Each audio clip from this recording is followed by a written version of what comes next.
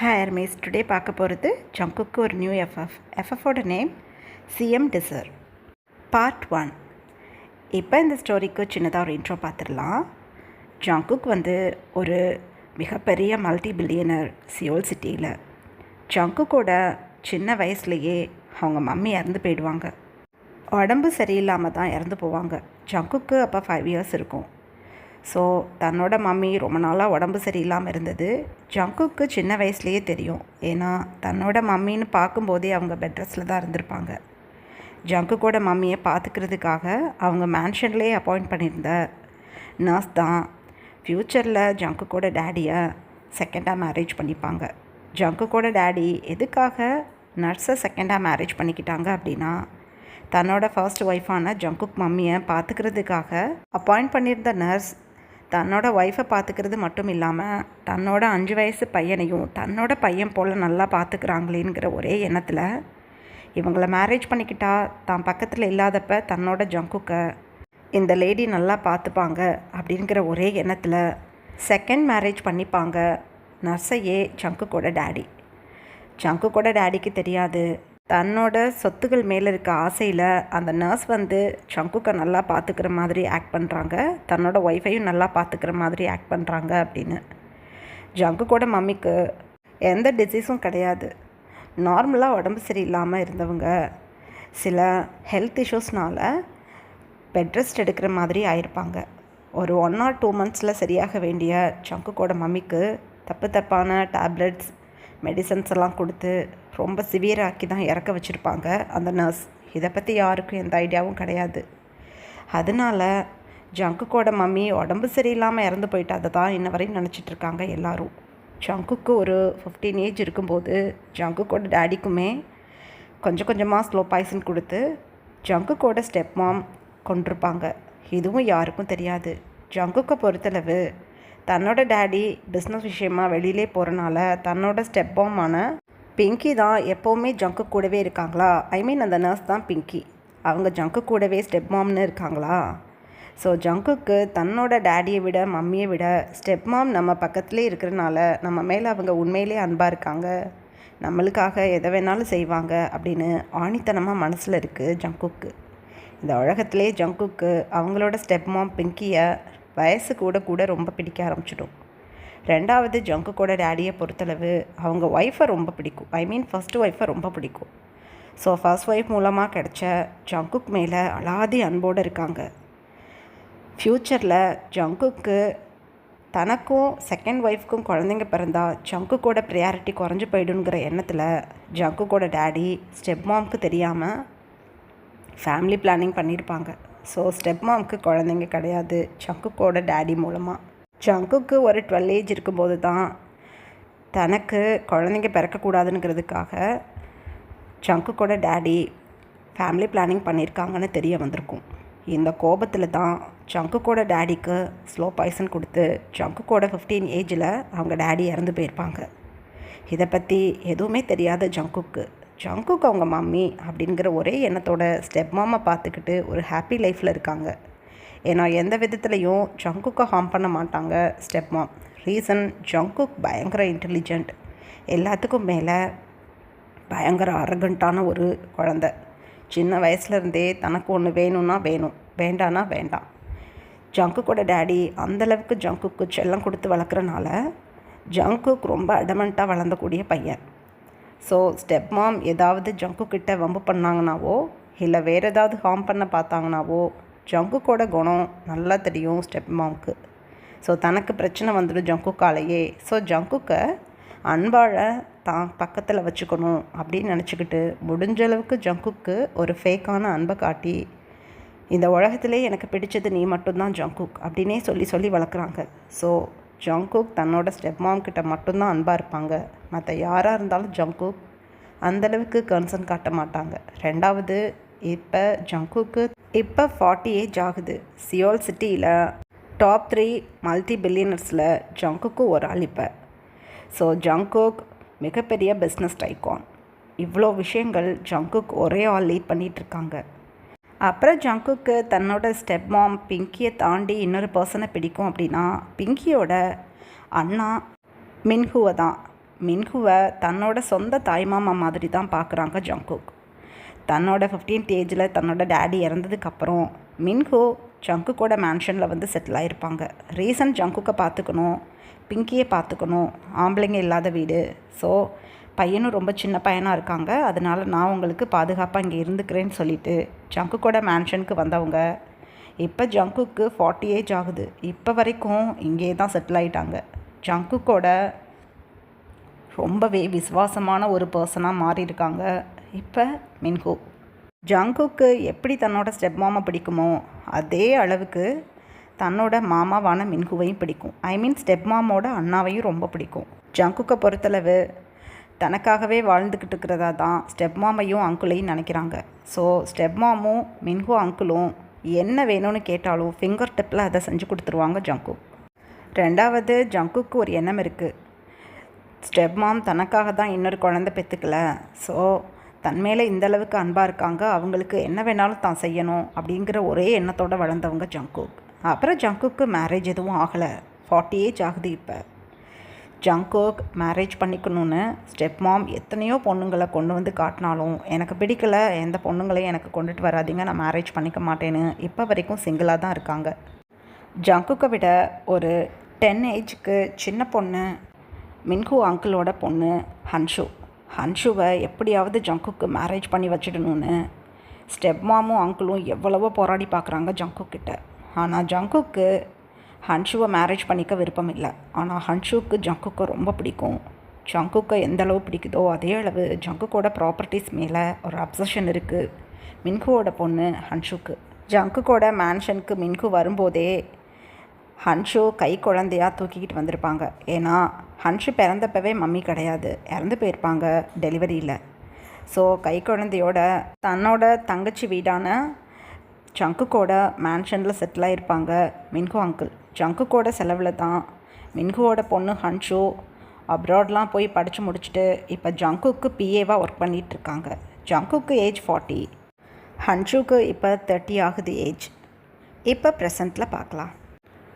Jungkook இப்போ தன்னோட கார்டனில் இருக்கக்கூடிய கெஸ்ட் ஹவுஸோட பால்கனியில் அப்படியே ஃப்ரண்ட் அண்ட் பேக் நடந்துகிட்ருக்காங்க. அந்த டைமில் பிங்கி ஆண்டியும் மின்ஹு அங்கிளும் ஜங்குக்கை பார்த்து வேக வேகமாக நடந்து வந்து, குக்கி நாங்கள் கேள்விப்பட்டது உண்மையா அப்படின்னு கேட்குறாங்க. அப்போ தன்னோட மாமா பார்த்து ஸ்டெப் மாமா பார்த்து, என்ன கேள்விப்பட்டீங்க அப்படின்னு சொல்கிறாங்க ஜங்குக். யோஹோ, இந்த சிட்டியோட சிஎம் இன்றைக்கி மார்னிங் உனக்கிட்ட வந்து சியோல் சிட்டியில் மெயினான ரோட்வே சைடில் இருக்கக்கூடிய ஹைபர் மாலை அவர் நேமுக்கு எழுதி கேட்டாராமே, உண்மையா அப்படின்னு கேட்குறாங்க. ஜங்குக் அப்படியே அவங்க ஸ்டெப் மாமா பார்த்துட்டு, ஆமாம் மம்மி, எனக்கு பெரிய தலைவலியாக இருக்குது அந்த சிஎம்மால், என்ன பண்ணுறதுன்னு ஒன்றும் புரியலை. என்னோடய டேடி ஃபஸ்ட்டு உருவாக்குன மால் அது. அந்த மாலோட பிரான்ச்சஸ் கொரியா முழுக்க பரவிருக்கு. அப்படி இருக்கும்போது மெயின் பிரான்ச்சில் அவன் கை வைக்க பார்க்குறான். சிஎம்னா பெரிய இவனாவன், எனக்கு எப்படி இருக்குது தெரியுமா, ஏதாவது நான் பண்ணணும் அப்படின்னு ஜங்குக் அப்படியே புழம்பிக்கிட்டு இருக்காங்க. ஜங்குக்கோட ஸ்டெப் மாம் அப்படியே கவனித்து ஜங்குக்கே பார்த்துட்டு, சிஎம் கிட்ட நம்ம பிரச்சனை பண்ணிக்க முடியாது, நம்ம வேணால் பிஎம் கிட்ட பேசலாம், இல்லை அந்த மாலை எழுதி கொடுத்துடலாம் அப்படின்னு சொல்கிறாங்க ஸ்டெப் மாம். ஜங்குக் அப்போ அவங்க ஸ்டெப் மாமை பார்த்துட்டு, இல்லை, என்னோட 2-3 ப்ராப்பர்ட்டிஸை சிஎம்னுங்கிற பொசிஷனில் இருந்துக்கிட்டு என்கிட்ட அவன் எழுதி வாங்கியிருக்கான். அந்த ஜூனை நான் சும்மா விட மாட்டேன். என்னோடய ப்ளூபெரி சொசைட்டிலையும் ஸ்ட்ராபெரி சொசைட்டிலையும் இருந்த 2 மேன்ஷனை சிஎம்னுங்கிற போஸ்டிங்கை கையில் வச்சுக்கிட்டு என்னோடய ஆஃபீஸ்க்கே வந்து எழுதி வாங்கின ஆள் அந்த ஆள். இப்போ என் ஹைபர் மால்லே கை வைக்கிற அளவுக்கு துணிஞ்சிட்டானா அதுக்கு நான் தான் இடம் கொடுத்துருக்கேன். போனால் போகிறது எதுக்காக சிட்டியோட சிஎம் கிட்ட தொந்தரவு நம்ம பண்ணிக்கிட்டு எழுதி கொடுத்துட்டு போயிடலாம், நம்ம சம்பாதிச்சுக்கலாம் நான் நினச்சிக்கிட்டு இருந்தா கொஞ்சம் கொஞ்சமாக என்னோடய ப்ராப்பர்ட்டிஸை இந்த 5 வருஷத்துக்குள்ளே ஆட்டையை போடுறதுக்கு வழி பண்ணிட்டான்.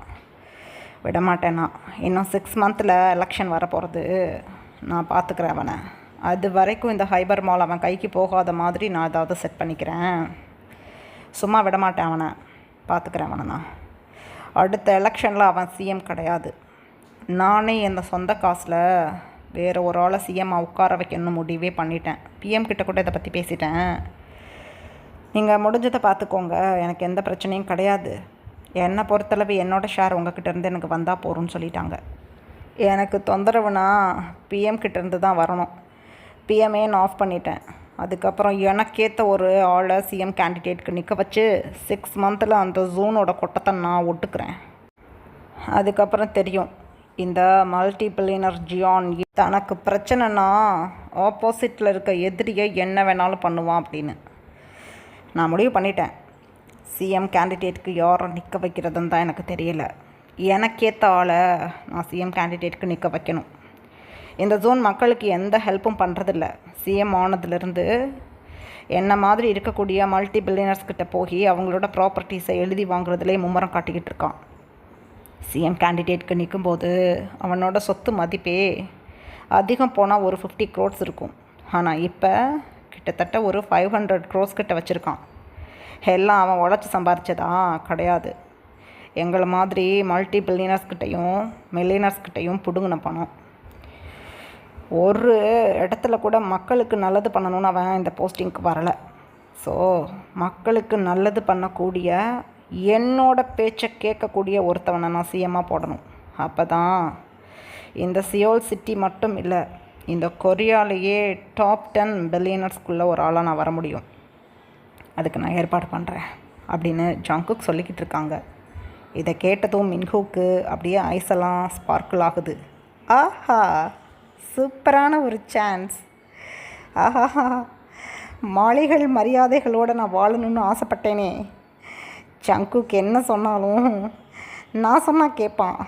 அப்படி இருக்கும்போது நான் சிஎம் கேண்டிடேட்டுக்கு நிற்கிறதுக்கு ஜங்குக் கிட்ட சொல்லணும். ஜங்குக்கோட செலவுலேயே நான் சிஎம் ஆகிட்டேன். ஐயோ ஐயோ, சிஎம்மோட பொண்ணு என் பொண்ணு. அதுக்கப்புறம் ஒரே கல்லில் 2 மாங்காய். ஜங்குக்கிட்ட சாதாரண மின்ஹூ மாமாவோட பொண்ணு ஹன்ஷுவை மேரேஜ் பண்ணிக்கன்னு சொன்னால் அவன் ரெஃப்யூஸ் பண்ணுறான். சிஎம்மோட பொண்ணு ஹன்ஷுவை மேரேஜ் பண்ணிக்கோன்னு சொன்னால் அவனுக்கு அது கெத்தாக தான் இருக்கும். என் பொண்ணை ஈஸியாக மேரேஜ் பண்ணிப்பான். ஐயோ, நான் என்ன பண்ணுவேன்? ஐயோ, முதல்ல நான் சிஎம் கேண்டிடேட்டுக்கு நிற்கிறதுக்கு ஜங்குக்கிட்ட சோப்பு போடணும் அப்படின்னு தனக்குத்தானே மின்ஹூ அங்கிள் நினச்சிக்கிட்டு, ஜங்கோக் யாரை நீ கேண்டிடேட்டாக நிற்க வைக்கலான்னு நினைக்கிற அப்படின்னு சொல்கிறாங்க மின்ஹூ அங்கிள். அப்போ ஜங்கோக் இன்னும் யோசிக்கல அங்கிள், யோசிச்சுட்டு ஒரு ஆளை நான் சூஸ் பண்ணணும், அதை தான் யாருன்னு யோசிச்சுக்கிட்டு இருக்கேன் அப்படின்னு சொல்கிறாங்க. உடனே மின்ஹூ அங்கிள், உன்னோட மம்மியை போட, உன் மம்மியை விட உனக்கு விசுவாசமான ஆள் யார் இருக்க போகிறா? உன் நல்லதுக்காக எதை வேணாலும் செய்வா உன் மம்மி. நீ நில்லுனா நிற்பா, உட்காருனா உட்காருவா. இந்த சியோல் சிட்டியே அப்புறம் ஓன் கண்ட்ரோல்குள்ளே. ஓன் பணத்தை செலவு பண்ணி யாரோ ஒருத்தவங்களை சிஎம் ஆக்கி அவங்கக்கிட்ட போய் நீ நிற்கிறதுக்கு உன் மம்மியை சிஎம் ஆக்கி நீனே மறைமுகமாக இந்த சியோவில் ஆட்சி பண்ணலாம். அதுக்கப்புறம் என்ன, கொரியா அளவுக்கு நீ ஃபேமஸ் ஆகிடுவ அப்படின்னு சொல்கிறாங்க அங்கிள். பயந்து போயிட்டாங்க பிங்கி ஆண்டி. மின்ஹூ அண்ணா, என்ன பேசுகிறீங்க நீங்கள்? எனக்கு பயமாக இருக்குது, நான் அதெல்லாம் நிற்க மாட்டேன். ஜங்குக் வேறு யாரை எதுவும் போட்டுக்கட்டும் அப்படின்னு சொல்கிறாங்க. ஜங்குக் அப்போ அவங்க மம்மி பேசுகிறத கேட்டுட்டு, மம்மி ஏன் நீங்கள் நிற்கக்கூடாது, நல்ல ஐடியாவை தான் மாமா சொல்கிறாங்க அப்படின்னு சொல்கிறாங்க. அப்போ ஜங்குக்கோட மம்மி அப்படியே மின்ஹூ அங்கிளையும் ஜங்குக்கையும் அப்படியே குறுக்குறுன்னு பார்த்துட்டு, எனக்கு இதெல்லாம் சரிப்பட்டு வராது, நீ வேணா அண்ணாவை சிஎம் ஆக்கிறேன். மின்ஹூ அண்ணாவை, அவர் நீ சொன்னால் என்ன வேணாலும் கேட்பார். 2வது அவர் சிஎம்மாக இருந்தால் கூட அவரை ஹேண்டில் பண்ணுறது நீ தானே. ஸோ மறைமுகமாக நீ மின்ஹூ அண்ணா சிஎம் ஆனாங்கன்னா அவங்களுக்கு கைடன்ஸ் கொடுக்க போகிறது நீ தானே. ஸோ நீ நினச்சதெல்லாம் பண்ணிக்கலாம், என் அண்ணாவை நீ சிஎம் ஆக்கு அப்படின்னு சொல்கிறாங்க. ஜங்குக்கு இப்போ மின்ஹூ அங்கிளை நோட்டீஸ் பண்ணிவிட்டு, அங்கிள் நீங்கள் என்ன நினைக்கிறீங்க அப்படின்னு சொல்கிறாங்க. நானா? ஐயோ, நான் உடனே ஒத்துக்கிட்டா சந்தேகப்படுவானே என்னைய, இவனே சந்தேகம் பிடிச்சவன், சமாளிக்கிறேன் அப்படின்னு தனக்குத்தானே நினச்சிக்கிட்டு, இல்லைப்பா இந்த வேலையெல்லாம் எனக்கு சரிப்பட்டு வராது, எனக்கு பிஸ்னஸ் மைண்டும் கிடையாது, வேறு நல்ல மைண்டே கிடையாது, நான் நீ சொன்னால் அதை செய்வேன் அவ்வளோதான், இல்லாட்டி என் காலமெல்லாம் இது வரையும் ஓடி அடையுமா அப்படின்னு சொல்கிறாங்க. ஜங்குக் அப்போ லைட்டாக ஸ்மைல் பண்ணிவிட்டு, எனக்கு விசுவாசமான ஆட்கள்னால் அது 2 பேர் தான். ஒன்று நீங்கள், இன்னொன்று என்னோடய மம்மி. அவங்க 2 பேரை தாண்டி எனக்காக யார் இருக்கிறா? என் மம்மி லேடி. ஸோ என்னோடய மேன்ஷனையும் என்னோடய சொத்துக்களையும் மெயின்டைன்ஸ் பண்ணுறதுக்கே அவங்களுக்கு டைம் கரெக்டாக இருக்குது. நீங்கள் என் கூட ஆஃபீஸில் தானே இருக்கீங்க. ஸோ நீங்கள் சிஎம் ஆகலாம், நீங்கள் சிஎம்மாக நிற்கிறீங்க அப்படின்னு சொல்லிட்டாங்க. மின்ஹு அங்கிள் பிக்கு பிக்குன்னு முழிச்சுக்கிட்டு ரொம்ப வேண்டா வெறுப்பா, சரிப்பா உனக்காகனா நான் என்ன வேணாலும் பண்ணுவேன், நான் கிளம்புறேன் அப்படின்னு சொல்லிட்டு மனசுக்குள்ளே பயங்கரமாக சந்தோஷப்பட்டுக்கிட்டு அதை வெளியில் காட்டிக்காமல் அமைதியாக அங்கேருந்து கிளம்பிட்டாங்க மின்ஹு அங்கிள். மின்ஹுவோட சிஸ்டரான ஜங்குக்கோட ஸ்டெப்மா மின்ஹு அங்கிள் போகிறதையும் நோட்டீஸ் பண்ணிவிட்டு, ஆஹா என் அண்ணங்காரனுக்கு மாலை மரியாதையோடு தெரியணும்னா ரொம்ப குஷியாக இருக்கும். என் கிராமத்தில் ஐயோ 2-3 தடவை எலெக்ஷனில் நின்று தோற்று போயிட்டார், ஒரு பிள்ளை அவருக்கு ஓட்டு போடலை. இப்போ சிஎம் கேண்டிடேட்டுக்கு நிற்கிறதுக்காக ஜங்குக்கு சொன்னதும் ரொம்ப சேடாக முகத்தை வச்சுக்கிட்டு இஷ்டம்னு சொல்லிட்டு போகிறீங்களா, மனசுக்குள்ளே எவ்வளோ சந்தோஷப்படுவீங்கன்னு எனக்கு தெரியும் அப்படின்னு தனக்குத்தானே நினச்சிக்கிட்டு, சரி குக்கி பார்த்துக்கோ, அந்த மால் உன் டேடியோடது. உன் டேடி ஃபர்ஸ்ட்டு அந்த ஹைபர் மாலை ரெடி பண்ணாங்க. அதை உருவாக்க உங்கள் டேடி பட்டிருக்க பாடு கொஞ்சம் நெஞ்சம் கிடையாது. எக்காரணத்தை கொண்டு அது ஜூன்கிட்ட போயிடக்கூடாது, நீ கவனமாக இரு அப்படின்னு சொல்லிட்டு அங்கேருந்து கிளம்பிட்டாங்க பிங்கி ஆண்டி. ஜங்குக் தன்னோட மம்மி போகிறதே நோட்டீஸ் பண்ணிவிட்டு இழுத்து ஒரு ப்ரீத் பண்ணிவிட்டு, என்ன திமிரு இருக்கும் அந்த ஜோனுக்கு, அவனுக்கு இருக்கு, இந்த ஜியான்கிட்ட மோதுனா என்ன நடக்கும்னு அவனுக்கு நான் காட்டுறேன் அப்படின்னு தனக்குத்தானே நினச்சிக்கிட்டு சைடில் திரும்புகிறாங்க. அப்போ ஹன்ஷோ ஒரு ஃபைல் எடுத்துக்கிட்டு ஜங்குக்கை பார்க்க வர்றாங்க. ஹன்ஷோ டைம் இப்போ 10 o'clock, தூங்கலையா அப்படின்னு சொல்கிறாங்க. இல்லை ஜியான், தூக்கம் வரல, டுமாரோ ஒரு போர்ட் மீட்டிங் இருக்குது. இப்போ தான் ஒரு 1 hour முன்னாடி மேனேஜர் கால் பண்ணாங்க, ரொம்ப எமர்ஜென்சின்னு சொன்னாங்க. நான் ஓகே சொல்லிட்டேன், இந்த போர்ட் மீட்டிங்கை நீங்கள் கண்டிப்பாக அட்டன் பண்ணணும் அப்படின்னு சொல்கிறாங்க ஹன்ஷு. டெக்ஸ்டைல்க்கா அப்படின்னு கேட்குறாங்க ஜங்குக். இல்லை டைல்ஸ், ஃப்ளோர் டைல்ஸ்க்கான போர்ட் மீட்டிங் இது அப்படின்னு சொல்கிறாங்க. ஓகே, ஹார்ட் டிஸ்கை நீ பார்த்துக்கோ, சாஃப்ட் காப்பியை எனக்கு அனுப்பி விட்டுட்டு அப்படின்னு சொல்லிவிட்டு ஜங்குக் அங்கேருந்து கிளம்பிட்டாங்க. ஹன்ஷு ஜங்குக் போகிறதையே பார்த்துட்டு, 40 வயசாகுது இவனுக்கு, இவனை நம்பிக்கிட்டே உட்காந்துக்கிட்டு இருந்து எனக்கு 30 ஆயிடுச்சு. ஆனால் கல்யாணங்கிற பேச்சையே இவன் எடுக்க மாட்டேங்கிறான். நானும் எப்படியோ ட்ரெஸ் பண்ணி இவன் முன்னாடி வந்துட்டேன், எவ்வளவோ நான் செடிசிங் வாய்ஸில் பேசி பார்த்துட்டேன். என் முகத்தை கூட அவன் சரியாக நிமிர்ந்து பார்க்க மாட்டேங்கிறான், இரிட்டேட்டிங்காக இருக்குது எனக்கு அப்படின்னு தனக்கு தானே நினச்சிக்கிட்டு அமைதியாக ஜங்குக்கு பின்னாடியே மேன்ஷனுக்கு கிளம்பிட்டாங்க ஹன்ஷு. இப்படியே டைம் பாஸ் ஆகுது. 5 months லேட்டர் ஜங்குக் இப்போ சிஎம் கேண்டிடேட்க்கு தன்னோட மின்ஹு அங்கிளை கூட்டிகிட்டு போய் எலெக்ஷன் கமிட்டியில் மின்ஹு அங்கிளோட டாக்குமெண்ட் எல்லாம் சப்மிட் பண்ணிவிட்டு சிஎம் கேண்டிடேட்கான எல்லா ப்ராசஸையும் முடிச்சுட்டு இப்போ தான் வந்து வீட்டில் உட்காடுறாங்க. ஜங்குக்கோட மம்மி இப்போ ஜங்குக் பக்கத்தில் உட்காந்துக்கிட்டு, என் அண்ணாவுக்கு டாக்குமெண்ட்ஸ் எல்லாம் கரெக்டாக இருந்ததா, அவர் சிஎம் போஸ்டிங்க்கு நிற்க முடியும்ல, ஐ மீன் கேண்டிடேட்டாக நிற்க முடியும்ல அப்படின்னு கேட்குறாங்க. இந்த செகண்ட்லேருந்து அவர் சிஎம் கேண்டிடேட்டில் ஒரு ஆள். இன்னும் 2 months நம்மளுக்கு எலெக்ஷன். ஸோ நெக்ஸ்ட் வீக்லேருந்து எலெக்ஷன் கேம்பெயினுக்கு நானும் அங்கிளும் கிளம்பிடுவோம். ஹன்ஷு, நீ இந்த 2 monthsக்கு ஆஃபீஸை உன்னோட கண்ட்ரோலில் நீ பார்த்துக்கணும். முக்கியமான மீட்டிங்ஸ்னால் என்கிட்ட சொல்லு, நான் மீட்டிங் மட்டும் அட்டன் பண்ணிக்கிறேன், மீதி எல்லாத்தையும் கவனமாக பார்த்துக்கிறேன். நைட் வந்து நான் என்னோட பெண்டிங் ஒர்க்ஸை நான் பார்த்துக்கிறேன் அப்படின்னு சொல்கிறாங்க. ஹன்ஷுக்கு தன்னோட டேடி சிஎம் கேண்டிடேட்டாக நிற்கிறத நினச்சி பயங்கர சந்தோஷம், பயங்கர பெருமை. ஓகே ஜான், நான் பார்த்துக்கிறேன், நீங்கள் எதுக்கும் கவலைப்படாதீங்க, கவனமாக போயிட்டு வாங்க நீங்களும் உங்கள் டேடியும் அப்படின்னு சொல்கிறாங்க.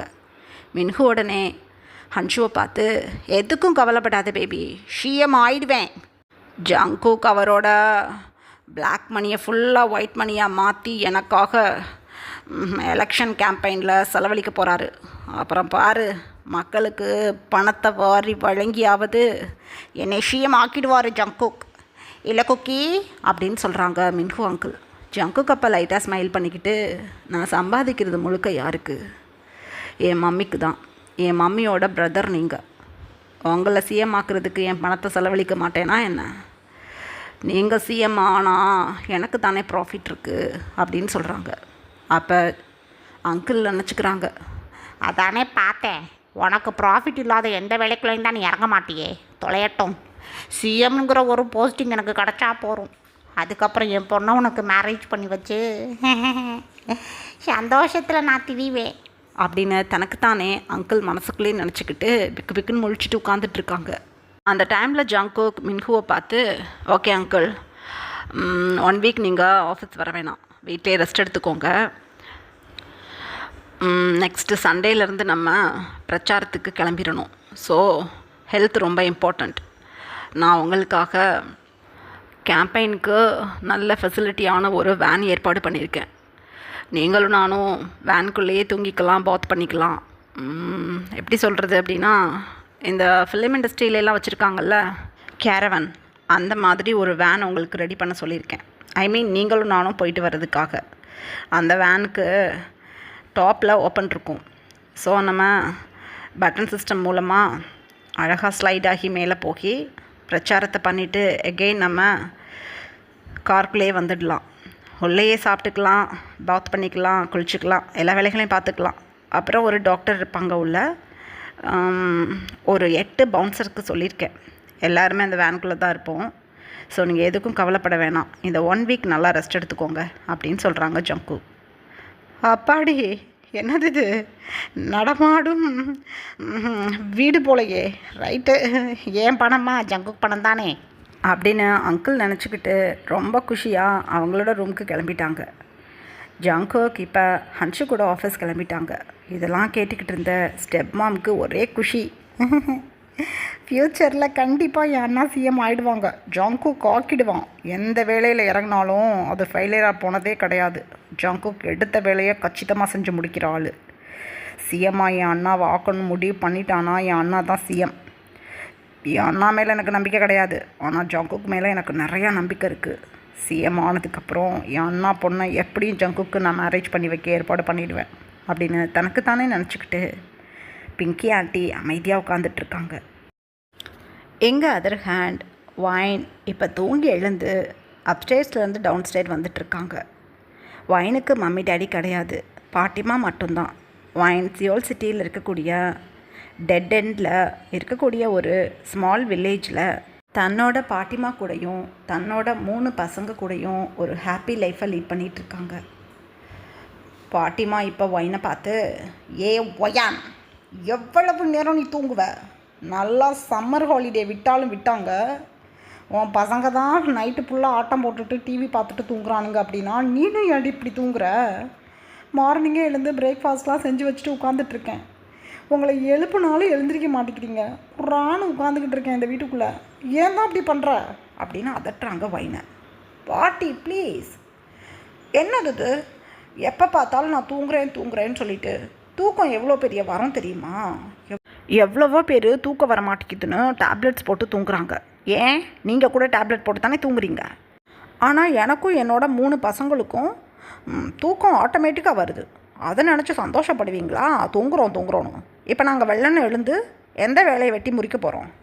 சும்மா நாருங்கக்கிட்ட போ, எனக்கு காஃபி எடுத்துகிட்டு வாங்க அப்படின்னு சொல்கிறாங்க வைன். நீ பண்ணியிருக்க வேலைக்கெல்லாம் உன்னை நான் விஷம் ஊற்றி கொல்லணும், ஆனால் காஃபி எடுத்துகிட்டு வான்னு எனக்கிட்டே சொல்கிற அப்படின்னு கத்துறாங்க பாட்டிமா. பாட்டி, ஒரு நீ சொல்ல வைக்கிறீங்க. நீங்கள் 10 வருஷத்துக்கு முன்னாடி எப்படி இருந்தோம்? நீங்களும் நானும் சாப்பாட்டுக்கு கூட கஷ்டப்பட்டுக்கிட்டு இருந்தோம். அந்த சமயத்தில் ஒரு ஆக்சிடெண்ட்டில் கோமாவுக்கு போயிட்டீங்க. நீங்கள் உங்களுக்கு வைத்தியம் பார்க்க முடியாமல் எனக்கு அப்போ 15 தான் ஏஜ். நீங்கள் என்னை விட்டுட்டு போயிடுவீங்களோங்கிற பயத்தில் ஹாஸ்பிட்டல் கேரிடோர்லேயே உட்காந்து எப்படி அழுதுருப்பேன் தெரியுமா? அந்த டைமில் நல்ல வேலை, ஒரு யங் மேனை நான் பார்த்தேன். அவர் என்னைய வேறு ஒருத்தவர்கிட்ட கூட்டிகிட்டு போய் சரோகேசி மதரில் குழந்தை பெற்று கொடுக்கணும்னு சொன்னார். அதுக்கு 3 கோடி ரூபாய் பணம் கொடுத்தாங்க. அந்த பணத்தை வாங்கிக்கிட்டு உங்களுக்கு நான் ஆப்ரேஷன் பண்ணிவிட்டு சரோகேசி மதருக்கு ஓகே சொல்லி எல்லா ப்ராசஸையும் எனக்கு பண்ணி முடிச்சிட்டாங்க. அதுக்கப்புறம் என்ன நடந்துச்சோ ஏது நடந்துச்சோ தெரியல. சரோகேசி மதரா நீ இருக்க வேண்டாமா, குழந்தைய அபார்ஷன் பண்ணிவிடு அப்படின்னு என்னைய ஹாஸ்பிட்டல் கூட்டிகிட்டு போயிட்டாங்க. எனக்கு பயம் ஆயிடுச்சு. எனக்கு மேரேஜே ஆகலைன்னா என்ன, ஸ்டொமக்கில் குழந்தைங்கன்னு எனக்கு வந்துட்டாங்க. பாவம், யார் டாடின்லாம் எனக்கு தெரியாது. மம்மின்னு நான் தானே என் குழந்தைங்களுக்கு இருக்கேன். அப்படி இருக்கும்போது என் குழந்தைங்கள எப்படி நான் கொல்ல பார்ப்பேன்? நான் அந்த ஹாஸ்பிட்டல்லேருந்து யாருக்கும் தெரியாமல் வெளியே ஓடியாந்துட்டேன். அந்த டைமில் நீங்களும் டிஸ்சார்ஜ் ஆகி ரெடியாக இருந்தீங்க. அவங்கள கூட்டிகிட்டு சியோல் சிட்டியை விட்டு இந்த ஊருக்கு கூடியாந்துட்டோம். 2 நாளில் இந்த ஊருக்கு வந்து இந்த வீட்டை வாங்கி இந்த ஊரில் இருக்கிறோம். நம்ம ஒரு 10 வருஷமாக நிம்மதியான லைஃபு. எல்லாம் என் பசங்களால் கிடைச்ச வாழ்க்கை இது, உங்களுக்கும் எனக்கும். என் பசங்களோட அப்பா பெரிய பணக்காரன் போல், அதனால் 3 கோடி கொடுத்தாரு, கேஷாக கொடுத்தாரு. ஸோ அதை வச்சுக்கிட்டு இப்போ நம்ம ஜாலியாக இருக்கோம். இப்போ என்ன பிரச்சனை உங்களுக்கு? எப்போ பார்த்தாலும் நீ பண்ணியிருக்க வேலைக்கு நீ எத்தத்தண்டி வேலை பார்த்து தெரியுமான்னு இப்படியே சொல்லிக்கிட்டு இருக்கீங்க. அத்தத்தண்டி வேலை பார்த்தனால தான் இப்படிப்பட்ட வாழ்க்கையில் இருக்கோம். சும்மா என் பசங்க முன்னாடி எதுவும் பேசக்கூடாது, நீங்கள் கம்முன்னு இருக்கணும். என் பசங்களை பொறுத்தளவு அவங்க டேடி என்னை விட்டுட்டு ஓடி போயிட்டாரு, பொல்லாத ஆள். அப்படி தான் நான் சொல்லி வச்சுருக்கேன். மெயின்டைன் பண்ணிக்கிட்டு கம்முன்னு இருங்க அப்படின்னு சொல்கிறாங்க ஒயின். பேசு, நல்லா பேசு. ஐயோ ஐயோ, 26 வயசு தாண்டி உனக்கு ஆகுது. 10 வயசில் பிள்ளைங்க இருக்காங்க. 15 வயசில் எவ்வளவு மாசமாக இருப்பாளா? உன்னைய பிடிச்சி எவன் கூட்டிகிட்டு போனான்னு தெரியல எனக்கு. அவனை மட்டும் பார்த்தேன் போட்டு தள்ளிடுவேன் அப்படின்னு பாட்டிமா அழுக ஆரம்பிச்சிட்டாங்க. ஈ பாட்டி, அழுகு பூஞ்சி பாட்டி, எப்போ பார்த்தாலும் ஊழ விட்டுக்கிட்டு என்ன பெரிய கல்யாணம் புருஷன்? எனக்கு அதெல்லாம் பிடிக்கல. நான் ஜாலியாக இருக்கேன், ஹாப்பியாக இருக்கேன் என் லைஃப்பில். தினமும் நீங்களும் நானும் ஷாப்பிங் போகிறோம், க்ரோசரிஸ் வாங்கிக்கிட்டு வீட்டுக்கு வர்றோம். பசங்க நினைக்கிறதெல்லாம் ஃபிங்கர் டிப்பில் நான் செஞ்சு கொடுக்குறேன். அப்புறம் என்ன பிரச்சனை உங்களுக்கு? சும்மா மண்டையம் போடுற காலத்தில் உங்களை நான் பாதுகாத்து வச்சு பராமரிச்சுக்கிட்டு இருக்கேன். ஜாலியாக என் கூட இந்த லைஃப்பை லீட் பண்ணாமல் 25 வயசு தான் ஆகுது, 10 வயசில் பிள்ளைங்க வச்சுட்ருக்கணுங்கிறதும், என் பசங்க முன்னாடி உங்கள் டேடியை பற்றி உங்கள் மம்மிக்கிட்ட கேட்க மாட்டிங்களாடாங்கிறதும் என்ன? எனக்கு கல்யாணமும் வேணாம், புருஷனும் வேண்டாம். எனக்கு என் 3 பசங்க இருக்காங்க, கை நிறையா பணம் வச்சுருக்கேன் தெரியுமில்ல, ஹாப்பியாக இருக்கேன். சப்பா எனக்கு முடியலை, இரிட்டேட்டிங்காக இருக்குது அப்படின்னு சொல்கிறாங்க ஒயின். பாட்டிமா அதுக்கு மேலே எதுவுமே பேசலை. கிடுகிடுன்னு எழுந்து போய் ஒயினுக்கு ஃபில்டர் காஃபி போட்டுட்டு வந்து கொடுக்குறாங்க. ஒயின் அந்த காஃபி மக்கை வாங்கி அப்படியே ஒரு சிப் பண்ணிவிட்டு, ஆஹா சும்மா சொல்லக்கூடாது பாட்டி, ஒரு காலத்தில் இட்லி கடை போட்டு என்னை காப்பாற்றுனீங்க, அப்போ இருந்த கைமணம் இப்பையும் இருக்குது அப்படின்னு சொல்லிட்டு சிரிக்கிறாங்க ஒயின். ஒரு காலத்தில் நல்லா வாழ்ந்த குடும்பம், நம்ம சமைச்சு நல்லா தின்னு அழித்தோம், கடைசியில் போண்டியாக போனோம். உன் கருணையால் இப்போ ஏதோ சந்தோஷமாக இருக்கிறோம். இங்கே பாரு ஒயின்னு, ஏதாவது ஒரு வேலைக்கு போ ஒயின்னு. வீட்டிலையே இருந்துக்கிட்டு அக்கம் பக்கத்தில் இருக்கிறவங்களாம் அந்த ஊரில் கேட்குறாங்க, வீட்டுக்குள்ளேயே இருக்கிறீங்களே பாட்டியும் பேத்தியுமா, 3 பேரன்களை வேறு வச்சுக்கிட்டு இருக்கீங்க. அந்த பசங்களை பார்க்குறதுக்கும் பெரிய கோடீஸ்வர வீட்டு பசங்க மாதிரி இருக்கானுங்க. என்ன தான் உங்கள் பேத்தியோட புருஷன் வேலை பார்க்குறாரு அப்படின்லாம் என்கிட்ட நச்சரிக்கிறாங்க பேபி. நான் சொல்லிட்டேன், டிவோர்ஸ் அனுப்பிச்சுன்னு சொன்னால் இந்த ஊருக்காரங்க நீ இருக்கிற அழகுக்கு வந்து தொந்தரவு பண்ணிவிடுவானுங்க. அதனால் வெளிநாட்டில் வீட்டுக்காரர் இருக்கிறாரு, ஏன் பேத்தி அடிக்கடி வெளிநாட்டுக்கு போயிட்டு வருவா, அவருக்கு இந்த ஊரெல்லாம் பிடிக்காததுனால வரமாட்டார், இன்னும் ஒரு 4-5 வருஷத்தில் வெளிநாட்டுக்கு போயிடுவா அப்படின்லாம் சொல்லி வச்சுருக்கேன். பார்த்தாத குறைக்கி நீ பெரிய கம்பெனியில் வேலை பார்க்குற, ஆன்லைனில் இப்போ வேலை பார்த்துக்கிட்டு இருக்க, அதுதான் அந்த ஒர்க் ஃப்ரம் ஹோமில் வேலை பார்த்துக்கிட்டு இருக்கேன்லாம் புழுவி வச்சுருக்கேன். கொஞ்சம் மெயின்டைன் பண்ணுறதுக்காக ஏதாவது வேலை கிளைக்கு போயிட்டு வா அப்படின்னு சொல்கிறாங்க பாட்டிமா. ஐயா வேலைக்கா? நான் 10th ட்ராப் அவுட்டு, எனக்கு யார் வேலை கொடுப்பா, முட்டாள் அப்படின்னு சொல்கிறாங்க ஒயின். ஏண்டி இப்படி பேசுகிற? வெளியில் சொல்லாதடி, வெக்கமாக இருக்குது. உன் பசங்க 5th ஸ்டாண்டர்ட் படிக்கிறானுங்க, இப்போ லீவே விட்டுட்டாங்க, இனி 6th போகணும். இந்த கிராமத்துக்குள்ளே வந்துட்டு எனக்கு ஒரு மாதிரி இருக்குடி. சியோல் சிட்டிக்கு போகணும், அங்கே போய் ஒரு ஹாப்பியான லைஃப்பை லீட் பண்ணலாண்டி. நான் பிறந்ததுலேருந்து ஒரு 10 வருஷம் முன்னாடி வரையும் சிட்டிக்குள்ளேயே இருந்தவன். இட்லி கடை வச்சு பொழைச்சாலும் சிட்டிக்குள்ளே இருந்து பொழைச்சேன். கிராமத்தில் நல்ல வாழ்க்கை வாழ்ந்தாலும் எனக்கு சிட்டி வேணும், ஏதாவது பண்ணு அப்படின்னு சொல்கிறாங்க ஒயினை பார்த்து பாட்டிமா. ஒயினை அப்போ திங்க் பண்ணிக்கிட்டே இருந்துட்டு, சிட்டிக்குள்ளேயும் எனக்கு ஒரு வீடு தேவை தான்.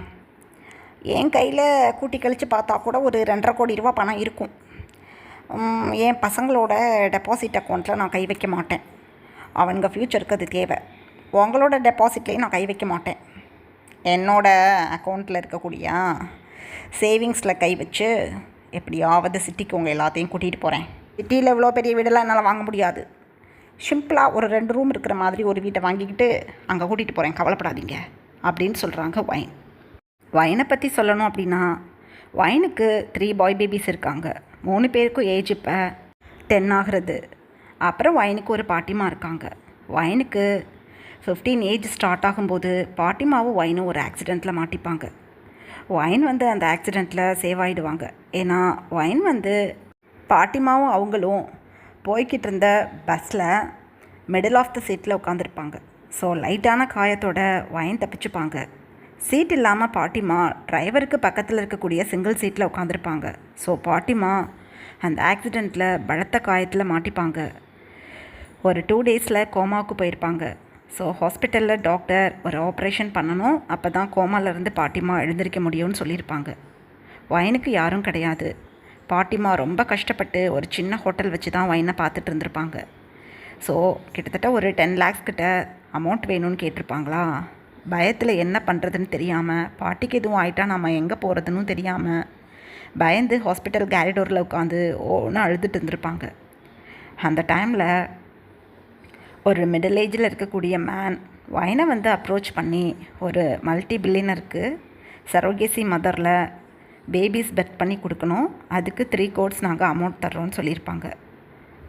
வைன் பணம் கிடைக்குதே அப்படிங்கிற ஒரே எண்ணத்தில் சரோகேசி மதருக்கு ஓகே சொல்லிவிட்டு அந்த பர்சன் கூப்பிட்ட இடத்துக்கு கிளம்பியிருப்பாங்க. ஏன்னா வைன் ரொம்ப சின்ன பொண்ணு, 15 ஏஜ் தான் இருக்கும். ஆனால் பார்க்குறதுக்கு ஒரு 19 ஏஜ் போல் நல்லாவே ஹைட் அண்ட் வெயிட்டான பொண்ணு, நல்ல ஹைட், அதுக்கு தகுந்த மாதிரி ஹவர் கிளாஸ் பாடி ஷேப்பில் ஒரு சாமிங் லுக்கில் இருக்கிற பொண்ணு வைன்.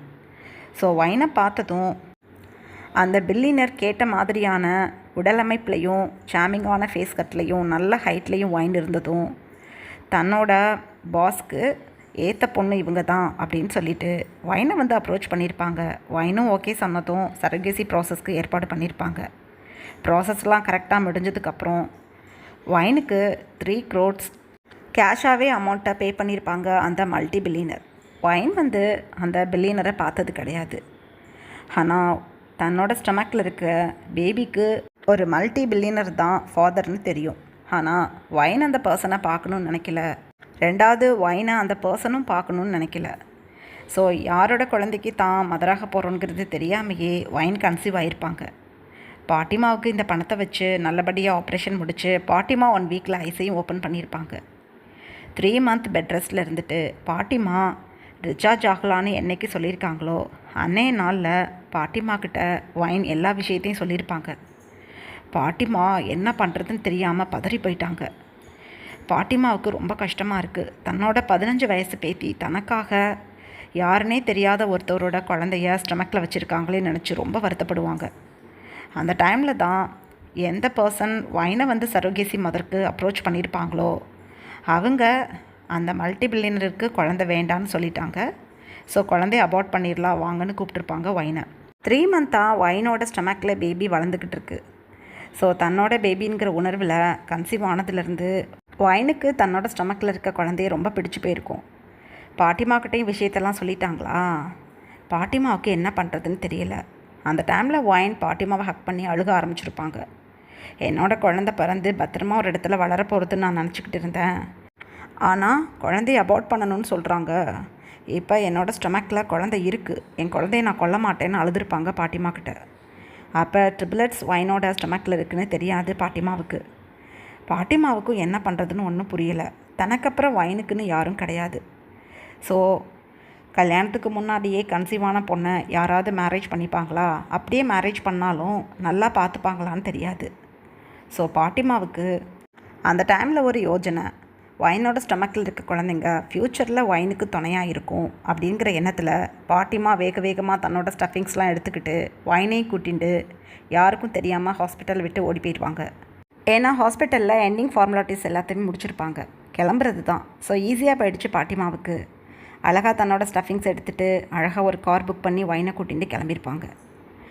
சிட்டியில் இருக்கக்கூடிய தன்னோட வாடகை வீட்டோட அட்ரஸை கண்டுபிடிச்சி அங்கே வந்தாலும் வந்துடுவாங்கன்னு சொல்லிட்டு பாட்டிமா வைனை கூட்டிகிட்டு சியோல் சிட்டியில் இருக்கக்கூடிய டெட் எண்டில் இருக்கிற ஒரு கிராமத்துக்கு வைனை கூட்டிகிட்டு போய் வைன் 3 crores பணம் வாங்கி வச்சுருப்பாங்களா, அந்த பணத்தை வச்சு அந்த கிராமத்தில் ஒரு பெரிய வீட்டை வாங்கிக்கிட்டு கூடவே ஒரு தோட்டத்தையும் வாங்கிக்கிட்டு பாட்டிமா செட்டில் ஆயிடுவாங்க வைன் கூட. வைனுக்கு டெலிவரி ஆகும்போது தான் தெரிஞ்சிருக்கும் வைனுக்கு சிங்கிள் பேபி ஸ்டமக்கில் இல்லை ட்ரிபிளட்ஸ் இருந்திருக்காங்க அப்படின்னு. ஸோ பாட்டிமாவுக்கு ரொம்ப ஹாப்பி ஆயிடுச்சு. ஏன்னா ஒயின் வந்து இப்போ ஒரு பிக் ஃபேமிலியாக மாறுறாங்க அப்படின்னு நினைக்கும்போது. ஆனால் ஹஸ்பண்ட் கிடையாது. அதனால் பாட்டிமா அந்த ஊருக்காரவங்க தப்பாக பேசிடக்கூடாதுன்னு சொல்லிட்டு ஒயினோட ஹஸ்பண்ட் அப்ராடில் இருக்காங்க. கிராமத்தில் இருக்க அவங்களுக்கு பிடிக்காது, ஆனால் ஒயினுக்கு கிராமத்தில் இருக்க பிடிச்சிருக்கனால இங்கே அனுப்பிச்சி விட்டுருக்காங்க அப்படின்னு சொல்லிட்டு தன்னோட 3 பேரன்க கூடயும் ஒயின் கூடயும் ஒரு ஹாப்பி லைஃப்பை லீட் பண்ணியிருப்பாங்க. ஒயினோட 3 பசங்களோட பேரும் பார்க், கிம், குக். இவங்க 3 பேர் கூடயும் ஒயின் இப்போ ஒரு ஹாப்பி லைஃப்பை லீட் பண்ணிகிட்ருக்காங்க. குழந்தைங்கள பொறுத்தளவு தன்னோட மம்மியை விட்டுட்டு டேடி ஓடி போயிட்டாங்க, டேடி பொல்லாத ஆள் அப்படின்னு நினைக்கிறாங்க. இப்போ ப்ரெசண்ட்டில் பார்க்கலாம். ஒயின் தன்னோட 3 பாய்ஸ்க்கும் அவங்க ரூம்க்கு மில்க் எடுத்துகிட்டு போகிறாங்க. மார்னிங் இப்போ ஒரு 10 o'clock இருக்கும். இப்போ வரைக்கும் நல்லா தூங்கிட்டு இருக்காங்க. ஏன்னா லாஸ்ட் நைட் நல்லா ஹாரர் மூவி பார்த்துட்டு பயந்து நடுங்கி ஏர்லி மார்னிங் தான் 3 பேர் தூங்க ஆரம்பிச்சிருப்பாங்க. ஒயினுமே இவங்க கூட சேர்ந்து தான் மூவி பார்த்துட்டு போய் படுத்திருப்பாங்களா. ஸோ ஒயின் காஃபி குடிச்சிட்டு பசங்களுக்கு மில்க் எடுத்துகிட்டு வர்றாங்க. ஒயின் குழந்தைங்களோட ரூம் டோரை ஓப்பன் பண்ணதுமே, ஏ தங்கங்களா, என்னூட்டு வெள்ளி கிண்ணங்களா, எழுந்திரிங்க எழுந்திரிங்க செல்லங்களா, மணி 10 ஆயிடுச்சு, இதுக்கப்புறம் தூங்கக்கூடாது, 3 பேருக்கு ஒரு குட் நியூஸ் வச்சுருக்கேன், எழுந்திரிங்க எழுந்திரிங்க அப்படின்னு சொல்கிறாங்க ஒயின். ஒயின் சொன்னதும் வீமின் குக் இப்போ தான் மெதுவாக அப்படியே ஐஸெல்லாம் அட்ஜஸ்ட் பண்ணிவிட்டு, மாமே இன்னும் 5 minutes அப்படின்னு சொல்கிறாங்க பார்க். அப்போ ஒயின், 1 minute கூட இனிமேல் வேஸ்ட் பண்ணக்கூடாது, ஒரு சூப்பரான தகவலோடு வந்திருக்கேன், டக்குன்னு போய் ப்ரஷ் பண்ணிவிட்டு ஓடியாங்க, மில்க் குடிச்சிட்டு பேசலாம் அப்படின்னு சொல்கிறாங்க. அவ்வளோதான்.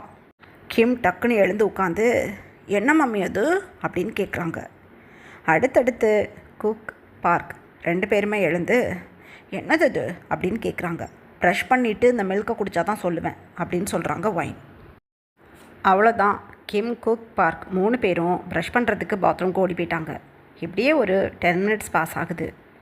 3 பேரும் அமைதியாக சைடில் இருக்க சேரில் வந்து உட்காந்துக்கிட்டு, என்னன்னு சொல்லுங்கள் மம்மி அப்படின்னு சொல்கிறாங்க குக். அப்போ ஒயின் வந்து அப்படியே குக்கை பார்த்துட்டு, இங்கே பாரு செல்லம், நீ, நான், உன்னோட அண்ணா கிம், பார்க், பாட்டிமா 5 பேரும் சியோல் சிட்டிக்கு போகிறோம். இன்னும் 1 weekல நானும் பாட்டிமாவும் சியோல் சிட்டியில் ஒரு சின்னதாக வீட்டை வாங்கிக்கிட்டு அங்கே போயிடலாம். உங்களுக்கு ஸ்கூல் ஃபெசிலிட்டிஸ் இந்த கிராமத்தில் ரொம்ப கம்மி. சிட்டிக்கு போயிட்டா பெரிய ஸ்கூலில் உங்களை நான் சேர்த்து விட்டுடுவேன், ஹாப்பியாக இருக்கலாம் அங்கே, ஓகேவா அப்படின்னு சொல்கிறாங்க. வீமின் குக் 3 பேரும், என்ன மம்மி இப்படி சொல்கிறீங்க, அப்புறம் நம்ம ஊரில் இந்த வீட்டை என்ன பண்ணுறது அப்படின்னு சொல்கிறாங்க. இந்த வீட்டுக்கு நம்ம வெக்கேஷனுக்கு வருவோம், நீங்கள் பிறந்து வளர்ந்தது இங்கே தானே, இங்கே வந்துட்டு போவோம், நீங்கள் படிக்கிற வரையும் சிட்டியில் இருக்கலாம், அதுக்கப்புறம் இங்கேயே வந்துடலாம் அப்படின்னு சொல்கிறாங்க ஒயின். வீமின் குக் 3 பேரும் ப்ரைட்டாக ஸ்மைல் பண்ணிக்கிட்டு, சரி அப்படின்னா ஓகே, அப்புறம் உங்ககிட்ட ஒன்று சொல்லணும் அப்படின்னு சொல்கிறாங்க.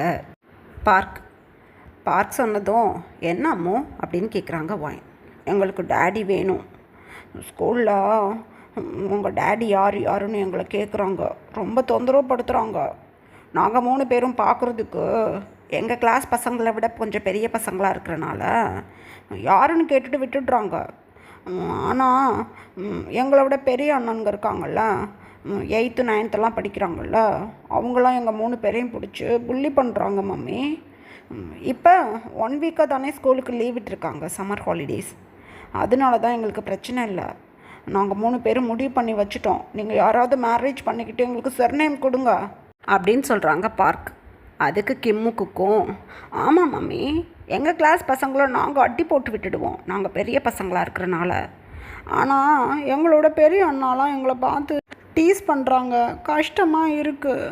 எங்கள் டேடியை நாங்கள் பார்க்கலன்னா கூட பரவாயில்ல, எங்களுக்கு சர்நேம் வேணும் அப்படின்னு சொல்கிறாங்க குக்.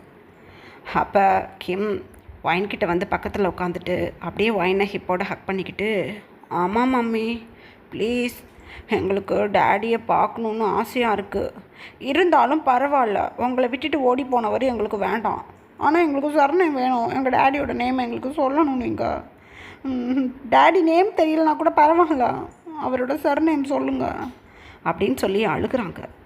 ஒயினுக்கு கஷ்டமாக போயிடுச்சு, ஏன்னா ஒயினுக்கும் தெரியாது எந்த நேமை சொல்கிறது. அதனால அப்படியே பதறி போயிட்டு பிக்குன்னு முழிச்சிட்டு உட்காந்துட்ருக்காங்க. அப்போ பாட்டிமா ரூமுக்குள்ளே வந்தவங்க, கேட்டானுங்களா, நல்லா கேட்டானுங்க, சொல்ல பதில் சொல்ல அப்படின்னு சொல்கிறாங்க. பாட்டி, என்னை விட்டுட்டு ஓடி போன ஆள் என் பிள்ளைங்களை வேண்டான்னு என் குழந்தைங்க ஸ்டொமக்கில் இருக்கும்போதே அபார்ஷன் பண்ண சொன்ன ஆள் என் குழந்தைங்களுக்கு தேவையில்லை, அந்த ஆளோட சர்நேமும் தேவையில்லை, அதனால தான் என் குழந்தைங்கள்ட்ட அந்த ஆளோட நேமும் சொல்ல மாட்டேங்கிறேன் அப்படின்னு சொல்கிறாங்க ஒயின். அப்போ பாட்டிமா ஒயினை பார்த்து ரைடு நீ நடத்து அப்படின்னு சொல்கிறாங்க பாட்டிமா. ஒயின் பாட்டிமாவை முறைச்சி பார்த்துட்டு, பாட்டி, என் பசங்க முன்னாடி இப்படி தான் சொல்லுவீங்களா? என் பிள்ளைங்கள வேண்டான்னு சொல்லிவிட்டு அபார்ஷன் பண்ண சொன்ன ஆள், அந்த ஆள் யார் எவருன்னு எனக்கு தேவையில்லை, அவரை நான் கண்டுபிடிக்கவும் விரும்பலை, என் குழந்தைங்கள்ட்ட நான் இப்படி தான் சொல்லுவேன், நீங்கள் கம்முன்னு இருங்க அப்படின்னு சொல்லிவிட்டு ஒயின் இப்போ 3 பாய்ஸையும் பார்த்துட்டு, சரி பேபி விடுங்க, நான் ஏதாவது பண்ணி மேரேஜ் ஒன்று பண்ணிக்கிறேன், உங்களுக்கு சர்நேம் வேணும் அதுக்காக அப்படின்னு சொல்கிறாங்க. ஓகே மம்மி, நீங்கள் யாரையாவது மேரேஜ் பண்ணிக்கோங்க, ஆனால் அந்த ஆள் பார்க்குறதுக்கு நல்லா வெல் பில்ட் பாடியோட பார்த்ததும் பயப்படுற மாதிரி இருக்கணும், அப்படியால மேரேஜ் பண்ணிக்கோங்க அப்படின்னு சொல்கிறாங்க கிம். வெல் பில்ட் பாடியோட நான் எங்கே போகிறது, யாரை போய் பிடிக்கிறது? அதெல்லாம் எனக்கு தெரியாது, யாராவது ஒரு இழிச்சவா பையன் மாட்டினா அவனை பிடிச்சி கல்யாணம் பண்ணி உங்களுக்கு சர்நேம் கொடுத்துட்றேன் அப்படின்னு சொல்கிறாங்க ஒயின். இதை கேட்டதும் பாட்டிமாவுக்கும் பசங்களுக்கும் சிரிப்பு வந்துடுச்சு. ரைட்டு, உங்களுக்கு டேடி ரெடி ஆகிடுவாருடா, விடுங்கடா அப்படின்னு சொல்கிறாங்க பாட்டிமா. இந்த மாதிரி ரேண்டமாக பேசிவிட்டு குழந்தைங்களுக்கு மில்கையும் கொடுத்துட்டு ஒயின் 3 பசங்களோட லிவிங் ஏரியாவுக்கு கிளம்பிட்டாங்க, எகெயின் ஒரு ஹாரர் மூவி பார்க்குறதுக்காக. இப்படியே இந்த 1 வீக் பாஸ் ஆகுது. எங்கள் அதர் ஹேண்ட் ஜங்குக் தன்னோட அங்கிள் கூட எலெக்ஷன் கேம்பெயினுக்கு கிளம்பிட்டாங்க. ஹன்ஷுவும் ஜங்குக்கோட மம்மியும் ஒரு ஹாப்பி ஃபேஸோட ஜங்குக்கையும் அங்கிளையும் பார்த்து பாய் சொல்லிவிட்டு மேன்ஷனுக்குள்ளே வந்துட்டாங்க. அங்கிள் இப்போ ஜங்கு கூட காரில் உட்காந்துக்கிட்டு அப்படியே விண்டோஸில் இருக்கக்கூடிய சீனரிஸை பார்த்துக்கிட்டே, குக்கி, எந்த சைட்லேருந்து நம்ம பிரச்சாரத்தை ஆரம்பிக்க போகிறோம் அப்படின்னு சொல்கிறாங்க. அங்கிள், இப்போ இருக்கக்கூடிய பொலிட்டிஷியன்லாம் சிட்டியோட மெயினான இடத்துலேருந்து ஆரம்பிப்பாங்க அவங்களோட பிரச்சாரத்தை. நம்மளோட கேம்பெயினாக சியோலோட டெட் எண்ட்லேருந்து ஆரம்பிக்கணும். அப்போ தான் மற்ற பொலிட்டிஷியன்ஸ் இங்கேருந்து லாஸ்ட்டுக்கு போகும்போது நம்ம லாஸ்ட்லேருந்து மெயின் சிட்டிக்கு வருவோம். அப்போ நம்மளுக்கு க்ரௌடு கம்மியாக இருக்கும், அதாவது மற்ற பொலிட்டிஷியனோட பிரச்சனைகள் இருக்காது, நம்மளுக்கு மட்டுமே கூட்டம் சேரும். அதை நம்ம அழகாக ஹேண்டில் பண்ணிக்கிட்டு நம்மளோட கேம்பெயினை ஸ்டார்ட் பண்ணிடலாம் அப்படின்னு சொல்கிறாங்க. சூப்பர் பேபி, பிஸ்னஸ் டைக்கான்னா சும்மாவா, எவ்வளோ விஷயங்களை நீ பார்த்துருப்ப, எனக்கு சந்தோஷமாக இருக்குது, சிஎம் ஆகிடுவேனே அப்படின்னு சொல்கிறாங்க அங்கிள். நீங்கள் சிஎம் அவ்வளோதான், ஆயிடுவேனாலாம் என்கிட்ட கேட்கக்கூடாது. இந்த ஜங்குக்கை பொறுத்தளவு முடியுமா முடியாதாலாம் கிடையாது, முடியும், அவ்வளோதான். நீங்கள் ஹாயாக ரெஸ்ட் எடுங்க. சியோல் சிட்டியோட டெட் எண்டுக்கு போனதுக்கப்புறம் நம்ம அங்கேருந்து கேம்பெயினை ஸ்டார்ட் பண்ணிக்கலாம். எப்படியும் அங்கே போகிறதுக்கு ஈவினிங் ஆகிடும். அங்கேயே ஒரு ஹோட்டலில் புக் பண்ணி தங்கிட்டு மார்னிங்கே ஆரம்பிச்சிடலாம் கேம்பெயினை. டுமாரோ ஸ்டார்ட் பண்ணுறோம் அப்படின்னு சொல்லிட்டாங்க ஜங்குக். ரொம்ப ஹாயாக ஜங்குக்கோட அங்கிள் இப்போ விண்டோ சைடில் திரும்பி உட்காந்து அந்த சீனரிஸை பார்த்துக்கிட்டு மனசுக்குள்ளேயே நினச்சிக்கிறாங்க. ஐயோ, என் வாழ்க்கை பயணத்தில் இப்படி ஒரு ஆனந்தத்தை ஃபீல் பண்ணதில்லை. என் தங்கச்சி நல்ல ஒரு மல்டி பில்லியனரை பிடிச்சி, அவளுக்கு குழந்தைலன்னா என்ன, அதான் என் பொண்ணை அவள் பொண்ணு மாதிரி வளர்த்துக்கிட்டு இருக்காளே, அந்த மல்டி பில்லியனோட பையனை என் பொண்ணுக்கே கட்டி வச்சு எப்படியும் கட்டி வச்சுப்படுவா, எனக்கு நம்பிக்கை இருக்குது. எனக்கு எந்த அளவுக்கு அவள் பெனிஃபிட் செஞ்சு கொடுத்துக்கிட்டு இருக்கா என் செல்லக்குட்டி பிங்கி அப்படின்னு தனக்குத்தானே நினச்சிக்கிட்டு ஹேயாக வந்துட்டுருக்காங்க. இப்படியே அந்த ஃபுல் டேவும் பாஸ் ஆகுது. ஜங்குக் நெக்ஸ்ட் டே மார்னிங் தன்னோட அங்கிளை இப்போ சியோல் சிட்டியோட டெட் எண்டில் இருக்க கிராமத்தில் கேம்பெயினை ஸ்டார்ட் பண்ணுறதுக்காக கார் எடுத்துகிட்டு கிளம்பிட்டாங்க. ஜங்குக் இங்கே வர்றதுக்கு முன்னாடியே, 1 வீக் முன்னாடியே புதுசாக சிஎம்க்கு ஒரு கேண்டிடேட் நிற்க போகிறாங்க, நம்ம ஊர்லேருந்து தான் அரசியல் பிரச்சாரத்தை ஆரம்பிக்க போகிறாங்க அப்படின்னு அனௌன்ஸ்மெண்ட் கொடுக்க சொல்லியிருப்பாங்களா. ஸோ ஊர் மக்கள் எல்லாத்துக்கும் புதுசாக எலெக்ஷனில் கேண்டிடேட்டாக நிற்க போகிற கட்சியிலேருந்து இன்றைக்கி எலெக்ஷன் கேம்பெயின் ஸ்டார்ட் பண்ண போகிறாங்கன்னு தெரியும். ஸோ அங்கே இருக்க மக்கள் எல்லாத்துக்கும் ஏகப்பட்ட கிஃப்ட் ஐட்டம்ஸை எஸ்டர்டே நைட்டே ஜங்குக்கோட வேலையாட்கள் முன்னாடியே எலெக்ஷனுக்கு கேம்பெயினுக்கு வந்துடுங்க அப்படின்னு சொல்லிட்டு அந்த கிஃப்ட் பேக்கிங்லாம் கொடுத்துட்டு வந்திருப்பாங்க. ஸோ மக்கள் எல்லோரும், அந்த கிராமத்தில் இருக்க மக்கள் எல்லோரும் அப்படியே திரள் போல் கூடி 2 சைடும் ஸ்ட்ரீட்டில் நின்றுட்டுருக்காங்க. ஜங்குக் தன்னோட காரில், ஐ மீன் அந்த வேனில் எழுந்து நின்று அப்படியே சைடில் உட்காந்துக்கிட்டாங்க. அதாவது ஒரு பாடிகார்ட் மாதிரி உட்காந்துக்கிட்டாங்க. ஜங்குக் ரொம்ப ஃபேமஸான ஆள். ஆனாலும் ஜங்குக்கோட ஃபேஸை யாரும் பார்த்தது கிடையாது.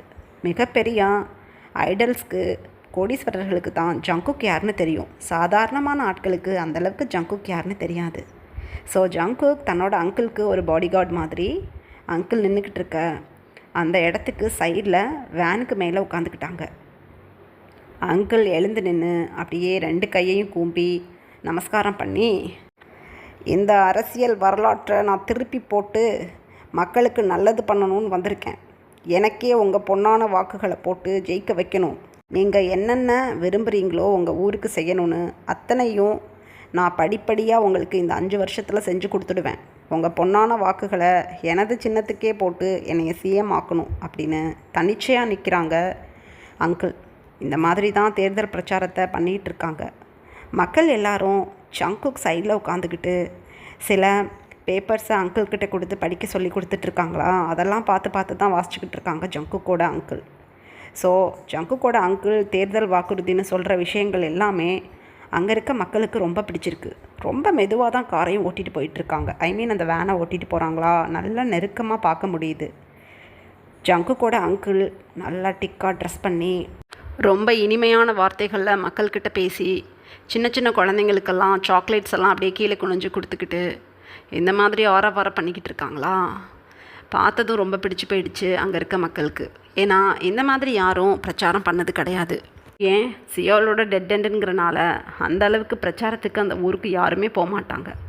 அப்படி இருக்கும்போது 1 வீக்கு முன்னாடியிலேருந்தே இந்த ஊர்லேருந்து தான் பிரச்சாரத்தை ஸ்டார்ட் பண்ண போகிறதா சொல்லி ஜங்குக் அவங்களோட வேலையாட்களை வச்சு அங்கே இருக்கக்கூடிய அலௌன்ஸ் பண்ணக்கூடிய ஆட்டோ டிரைவருக்கு அலௌன்ஸ்மெண்ட் பண்ண சொல்லியிருப்பாங்க. எல்லாத்துக்கும் மேலே அந்த கிராமத்தில் இருக்க ஒவ்வொரு வீடுகளுக்கும் கிஃப்ட் பேக்கிங் கொடுத்துட்டு வந்திருப்பாங்க. ஸோ இந்த மாதிரியெல்லாம் புதுசாக ஒரு கட்சியிலேருந்து நம்மளுக்கு கொடுக்குறாங்களே, அவங்க யாருனாவது போய் பார்க்கணுன்னு சொல்லி தான் மக்கள் இப்போ அப்படியே திரண்டு ஒரு வெள்ளம் போல் நின்றுட்டுருக்காங்க ஸ்ட்ரீட் 2 சைட்லேயுமே. அங்கிள் அப்படியே மக்களையெல்லாம் பார்த்து ஒரு பரவசத்தில் ஜங்குக் சொல்லாத சில விஷயங்களை கூட வாக்குறுதிகளை அள்ளி விட்டுக்கிட்டு இருக்காங்க. ஜங்குக் அப்படியே அங்கிளை பார்த்துட்டு, ரைட்டு எதை வேணாலும் சொல்லட்டும், அதான் வீடியோ எடுத்துக்கிட்டு இருக்காங்களே என் ஆளுங்க, பார்த்து மக்களுக்கு நல்லதை பண்ணிவிடலாம் அப்படின்னு ஜங்குக் நினச்சிட்ருக்காங்க. ஜங்குக்கை பொறுத்தளவு ஒரு விஷயத்த சொன்னால் அதை செய்யணும். அந்த விஷயத்தில் ஜங்குக் ரொம்ப கரெக்டாக இருப்பாங்க. உண்மையிலேயே அங்கிள் சிஎம் ஆனாங்க அப்படின்னா அங்கிளை எல்லா விஷயங்களையும் பண்ண வைக்க போகிறது ஜங்குக் தான். ஸோ தன்னோட பணத்தை செலவு பண்ணியாவது என்னென்ன வாக்குறுதிகளை கொடுத்தாங்களோ அதை செஞ்சுடுவாங்க ஜங்குக். ஸோ உண்மையிலேயே நல்ல ஆட்சி முறை மாறும் ஜங்குக்கோட அங்கிள் சிஎம்மாக மாறினாங்க அப்படின்னா. ஸோ ஜங்குக் ஒரு பிரைட் ஸ்மைலோட அங்கிளை தான் பார்த்து எப்படி அவங்க பிரச்சாரம் பண்ணுறாங்கன்னு நோட்டீஸ் பண்ணிகிட்ருக்காங்க. எங்கேயாவது தவறு பண்ணால் அதை கரெக்ஷனும் பண்ணிகிட்ருக்காங்க பின்னாடியே உட்காந்து. ஜங்குக் போல் இன்னும் 3 பவுன்சர்ஸ் உட்காந்துருக்காங்க அங்கிளுக்கு சைடில். அந்த டைமில் ஜங்குக் ஏற்பாடு பண்ணி வச்சுருந்த சில ஆட்கள் அங்கிளுக்கு அப்படியே கிட்ட ஒடியாந்து மாலைகள்லாம் போட்டு விடுறாங்க. இதெல்லாம் பார்த்துக்கிட்டு இருந்த ஊர் மக்களுக்கு ரொம்ப பிரமிப்பாக இருக்குது.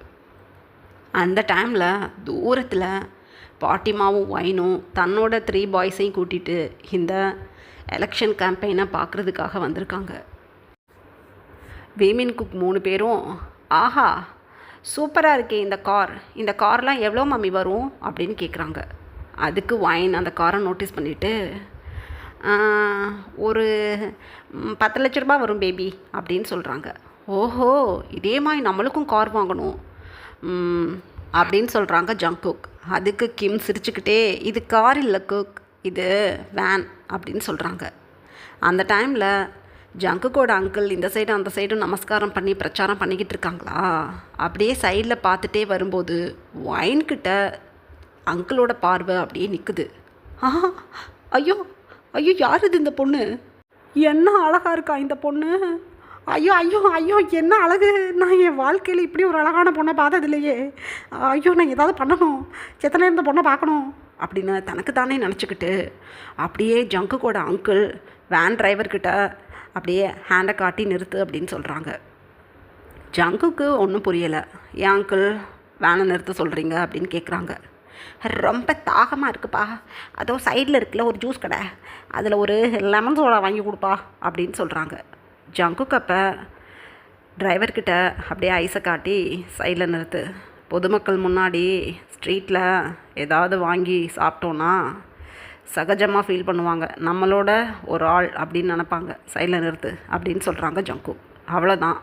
வைன் எந்த இடத்துல நிற்கிறாங்களோ அதே இடத்துக்கிட்ட தான் அந்த ஜூஸ் ஷாப் இருக்குது. ஸோ நிறுத்திட்டாங்க. வைன் ஆன்னு பார்த்துட்ருக்காங்க. இவர் தான் சிஎம்மாக வரப்போகிறாராம் பாட்டிமா ஃப்யூச்சரில் அப்படின்னு சொல்கிறாங்க. ஓட்டு போட்டால் சிஎம், ஓட்டு போடலைன்னா வெத்து வேட்டு, அவ்வளோதான் அப்படின்னு சொல்கிறாங்க பாட்டிமா. வைனுக்கு சிரிப்பு வருது. விமின் குக் 3 பேரும் ஆன்னு பார்த்துட்ருக்காங்க.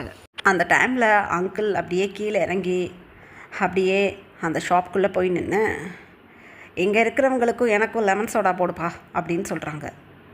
வைன் அப்படியே ரொம்ப கிட்ட மின்ஹு அங்கிளை பார்த்து நின்றுட்டுருக்காங்களா. வைனை பார்த்து லைட்டாக ஸ்மைல் பண்ணி நமஸ்காரம்மா அப்படின்னு சொல்கிறாங்க. நமஸ்காரம் அப்படின்னு சொல்கிறாங்க வைன். ஓட்டு போட்டுருங்க என்னோட சின்னத்துக்கு அப்படின்னு சொல்கிறாங்க. போட்டுருவோம் அப்படின்னு சொல்கிறாங்க பாட்டிமாவும் வைனும். இன்னும் சைடில் இருந்த லேடிஸ் எல்லாம் மின்ஹு அங்கிளை கிட்ட பார்த்துட்டு, ஏ அப்பா எப்படியே என்ன அழகாக இருக்கார் இவர், சுடிச்சுள்ளுன்னு இருக்காரே, எப்பாடி பணக்காரர் போல், அதனால தான் சுயேட்சையாக நிற்கிறாரு அப்படின்லாம் பேசிக்கிறாங்க. ஜங்குக் வெயில் அப்படியே தன்னோட ஸ்வெட்டை அப்படியே வைப் பண்ணிக்கிட்டே அங்கிள் அப்படின்னு ஷவுட் பண்ணுறாங்க. வந்துட்டேன் அப்படின்னு சொல்லிக்கிட்டே ஜங்குக்கு ஒரு லெமன் சோடாவை வாங்கி ஹேண்ட்ஸில் நீட்டுறாங்க. ஜங்குக்கு அதை வாங்கி குடிச்சிட்டு பேலன்ஸ் இருக்கக்கூடிய பவுன்சருக்கும் வாங்கி கொடுக்குறாங்க அங்கிள். அப்போ வைனோட பாட்டிமா சொல்கிறாங்க, நம்மளை பாதுகாக்கக்கூடிய ஆட்கள்னு சொல்லி அவங்களுக்கு கூட சோடா வாங்கி கொடுக்குறாரே, நல்ல மனுஷன் போலவர், இவருக்கு தான் ஓட்டு போடணும் அப்படின்னு சொல்கிறாங்க பாட்டிமா. அங்கே இருக்கவங்கெல்லாம் ஆமான்னு சொல்கிறாங்க. இப்படியே டைம் பாஸ் ஆகுது. அங்கிள் கிட்டத்தட்ட ஒரு ½ அன் ஹவரை வைனை சைட் அடிக்கிறதே கழிச்சிட்டாங்க. ஆனால் ரொம்ப நேர்த்தியாக யாருக்கும் தெரியாமல் வைனை சைட் அடிக்கிறாங்க. அப்போ விமின் குக் 3 பேரும் தன்னோட ஹேண்ட்ஸை காட்டி, இதில் ஒரு ஆட்டோகிராஃப் போடுவீங்களா அப்படின்னு கேட்குறாங்க அங்கிளை பார்த்து. ஐயோ லட்டு மாதிரி இருக்கானுங்களே இந்த 3 பசங்களும் அப்படின்னு மனசுக்குள்ளேயே நினச்சிக்கிட்டு, ஷியோர் அப்படின்னு சொல்லி தன்னோட ஷர்ட் பாக்கெட்டில் இருக்கக்கூடிய பென் எடுத்து 3 பேரோட ஹேண்ட்ஸ்லேயும் சைன் போட்டு விடுறாங்க. 3 குழந்தைங்களும் குஷியில் ஜம்ப் பண்ணிக்கிட்டு, இங்கே பாருங்கள் மம்மி, ஃப்யூச்சரில் இந்த அங்கிள் சிஎம் ஆனாங்கன்னா இதை நான் காட்டுவேன் என் ஃப்ரெண்ட்ஸ்கிட்டேலாம், இதை ஃபோட்டோ எடுத்துக்கோங்க, எல்லாத்துக்கிட்டையும் நாங்கள் காட்டுவோம் சிஎம் கிட்ட ஆட்டோகிராஃப் வாங்கியிருக்கோன்னு சொல்லி. வைனப்போ தன்னோட செல்ஃபோன் எடுத்து 3 பாய்ஸோட ஹேண்ட்ஸையும் அப்படியே ஃபோட்டோ எடுத்துக்கிட்டாங்க. சொல்லுங்கள் அப்படின்னு சொல்லிக்கிட்டு இருக்காங்க. ரொம்ப குஷியாகிடுச்சு மின்ஹு அங்கிளுக்கு. இந்தப்பா ஜூஸ் கடைக்காரே, இங்கே இருக்கிற அத்தனை பேருக்கும் ஜூஸ் போட்டு கொடு அப்படின்னு சொல்கிறாங்க. அவ்வளோதான். அங்கே இருக்க லேடிஸ் எல்லாம் அப்படியே ரொம்ப ஒரு பிரைட் ஸ்மைலில், நீங்கள் சிஎம்மாக வந்துடுங்கய்யா அப்படின்னு சொல்லிக்கிட்டு இருக்காங்க. ஜங்குக் அப்படியே வேன் மேலே உட்காந்துட்டு அப்படியே குனிஞ்சு பார்க்குறாங்க. வைன் கடைக்குள்ளே தான் நிற்பாங்களா, ஸோ வைனை கவனிக்கல. வைனுக்கு சைடில் தான் மின்ஹு அங்கிள் இருக்காங்க. அங்கிள் கிளம்பலாமா அப்படின்னு சொல்கிறாங்க. வந்துட்டேன் தங்கம், வெயிட் பண்ணு அப்படின்னு சொல்லிட்டு இப்போ அந்த லெமன் சோடாவை ஃபுல்லாக குடிச்சிட்டு, நீ எந்த சைடுமா இருக்க, உன்னோட ஊர் இது தானா, இங்கே தான் வீடெல்லாம் இருக்காமா அப்படின்னு கேட்குறாங்க கேஷுவலாக வைன் கிட்ட. அப்போ வைன், ஆமாங்க என்னோடய ஊர் இது தான், இங்கே இருக்கிறதுல 3rd ஸ்ட்ரீட் என்னோட ஸ்ட்ரீட் தான், என்னோட பேர் வைன், வணக்கம் மறந்துடாதீங்க என்னோடய பேரை, என் பேர் வைன் அப்படின்னு சொல்கிறாங்க. ஏன்னா சிஎம் கேண்டிடேட்டுக்கு நிற்கிறாங்க. ஸோ தன்னோட நேமை சொல்லி வச்சுக்கணும் அப்படின்னு வைன் சொல்கிறாங்க. அழகான பெயர், மறக்கவே மாட்டேன் இந்த பேரை, நமஸ்காரம், ஓட்டு போட்டுருங்க என்னோடய சின்னத்துக்கே ஓட்டு போட்டுருங்க அப்படின்னு மின்ஹு அங்கிள் சொல்லிவிட்டு கிடுகிடுன்னு அந்த வேனுக்குள்ளே போய் உட்காந்துக்கிட்டாங்க. இப்படியே அங்கேருந்து மூவ் ஆன் ஆகுது வேன். சைடில் இருக்கவங்க எத்தனை பேர்கிட்டையும் என்னோட சின்னத்துக்கு ஓட்டு போட்டிங்கன்னா நான் சிஎம் ஆனதுக்கப்புறம் இதெல்லாம் செய்வேன்னு சொல்லிட்டு ஏகப்பட்ட வாக்குறுதிகளை சொல்லிக்கிட்டே ஜங்குக்கோட வேன் மின்ஹு அங்கிளை கூட்டிகிட்டு அப்படியே அமைதியாக போயிட்டுருக்கு. சைடில் நிற்கிற பீப்புள்ஸ் எல்லோரும் ஆரவார பண்ணிகிட்டு இருக்காங்க. இந்த விஷயத்தை நியூஸ் சேனலில் அப்படியே டெலிகாஸ்ட் பண்ணுறதுக்கு ஜங்குக்கு ஏற்பாடு பண்ணிட்டாங்க. இப்படியே டைம் பாஸ் ஆகுது. வைனோட கிராமத்தையும் அந்த கிராமத்தை சுற்றி இருக்கக்கூடிய ஊர்களையும் பிரச்சாரம் முடிச்சுட்டு இப்போ ஏகப்பட்ட சியோல் சிட்டியில் இருக்கக்கூடிய மற்ற இடங்களுக்கும் பிரச்சாரத்தை நடத்த ஆரம்பிச்சிட்டாங்க ஜங்குக். கிட்டத்தட்ட ஒரு 1 மந்த்தாக பிரச்சாரம் நடந்துகிட்ருக்கு. ஜங்குக்கும் மின்ஹோ அங்கிளும் அவங்களோட பவுன்சர்ஸோட காரில் தான் ஸ்டே பண்ணியிருக்காங்க. உண்மையிலேயே பயங்கர ஹெக்டிக்காக இருக்குது இந்த டேஸ். ஜங்குக்கோட அங்கிள் எப்படி பார்த்தாலும் ஒரு 60 ஏஜ்கிட்ட இருக்கவங்க. ரொம்ப டயர்டாக ஃபீல் பண்ணுறாங்க. ஜங்குக்கு ஒரு 4 நாள் நம்ம வீட்டுக்கு போய் ரெஸ்ட் எடுக்கணும் ஜங்குக்கு, முடியலை அப்படின்னு சொல்கிறாங்க. அவ்வளோதான், இன்னையோட முடிஞ்சு போச்சு பிரச்சாரம். இன்னும் 5 டேஸ்க்கு எந்த பிரச்சாரத்துக்கும் போகக்கூடாது. ரீசன் என்ன தெரியுமா அப்படின்னு சொல்கிறாங்க. ஏன் 5 டேஸ்க்கு பிரச்சாரத்துக்கு போகக்கூடாது அப்படின்னு கேட்குறாங்க மின்ஹோ அங்கிள். உங்களை சிஎம்மாக போட்டு நான் என்ன பண்ணுறது? 5 நாளைக்கு அப்புறம் எலெக்ஷன். ஸோ எலெக்ஷனுக்கு பிஃபோர் 5 டேஸே எலெக்ஷன் கேம்பெயினை ஸ்டாப் பண்ணிடணும். தெரியாது அது உங்களுக்கு அப்படின்னு சொல்கிறாங்க. ஐயா தெரியும் மறந்துட்டேன் அப்படின்னு சொல்கிறாங்க அங்கிள். என்னவோ போங்க, முன்னாடியெல்லாம் கிட்டத்தட்ட 15 டேஸ் கிட்ட முன்னாடியே ஸ்டாப் பண்ண சொல்லிடுவாங்க. இப்போ 5 டேஸ் முன்னாடி ஸ்டாப் பண்ண சொல்கிறாங்க. நம்மளுக்கு ஏதோ நல்லது, எப்படியும் நீங்கள் சிஎம் ஆகிடுவீங்க, கவலைப்படாதீங்க அப்படின்னு சொல்லிட்டு ஜங்குக்கு இப்போ டிரைவருக்கு பக்கத்து சீட்டில் அப்படியே வந்து அமைதியாக உட்காந்து அப்படியே ஹெட்டை சாய்ச்சி உட்காடுறாங்க சீலிங்கை பார்த்து. அப்போ டிரைவர் சொல்கிறாங்க, மிஸ்டர் ஜான், இதுக்கப்புறம் நம்ம ஆஃபீஸ் கிளம்பிடலாம்ல அப்படின்னு சொல்கிறாங்க. ஏன்னா ஜங்குக்கோட பர்சனல் டிரைவர் தான் வேனில் இப்போ டிரைவராக வந்துட்டுருக்காங்க. இல்லை, எனக்கு ரொம்ப டயர்டாக இருக்குது, ஒரு எலெக்ஷன் முடிஞ்சதுக்கப்புறமே நான் ஆஃபீஸ் போய்க்கிறேன் அப்படின்னு சொல்லிவிட்டு அவங்க எல்லாத்துக்கும் இந்த 5 டேஸ் லீவு, வீட்டுக்கு போயிடுங்க அப்படின்னு சொல்கிறாங்க ஜங்குக். ஓகே சார் அப்படின்னு சொல்லிவிட்டு வேனை ஸ்பீடாக ஓட்டிண்டு ஜங்குக்கோட மேன்ஷனுக்கு கிளம்பிட்டாங்க ஜங்குக்கோட பர்சனல் டிரைவர். இப்படியே டைம் பாஸ் ஆகுது. வைன் இப்போ சியோல் சிட்டிக்கு ஷிஃப்ட் ஆகிட்டாங்க. பாட்டிமா இப்போ வைன் வாங்கியிருக்க புது வீட்டை அப்படியே சுற்றி முற்றி பார்த்துக்கிட்டு 3 பெட்ரூமு, ஒரு பெரிய கிச்சனு, ஒரு பெரிய ஹாலு, மொட்டை மாடியில் ஒரு பெண்ட் ஹவுஸு, வீட்டுக்கு முன்னாடி ஒரு சின்ன சிட் அவுட்டு, வீட்டை சுற்றிலும் குட்டி கார்டனு, சைடில் கார் பார்க்கிங்கு, சூப்பரான வீடு பேபி.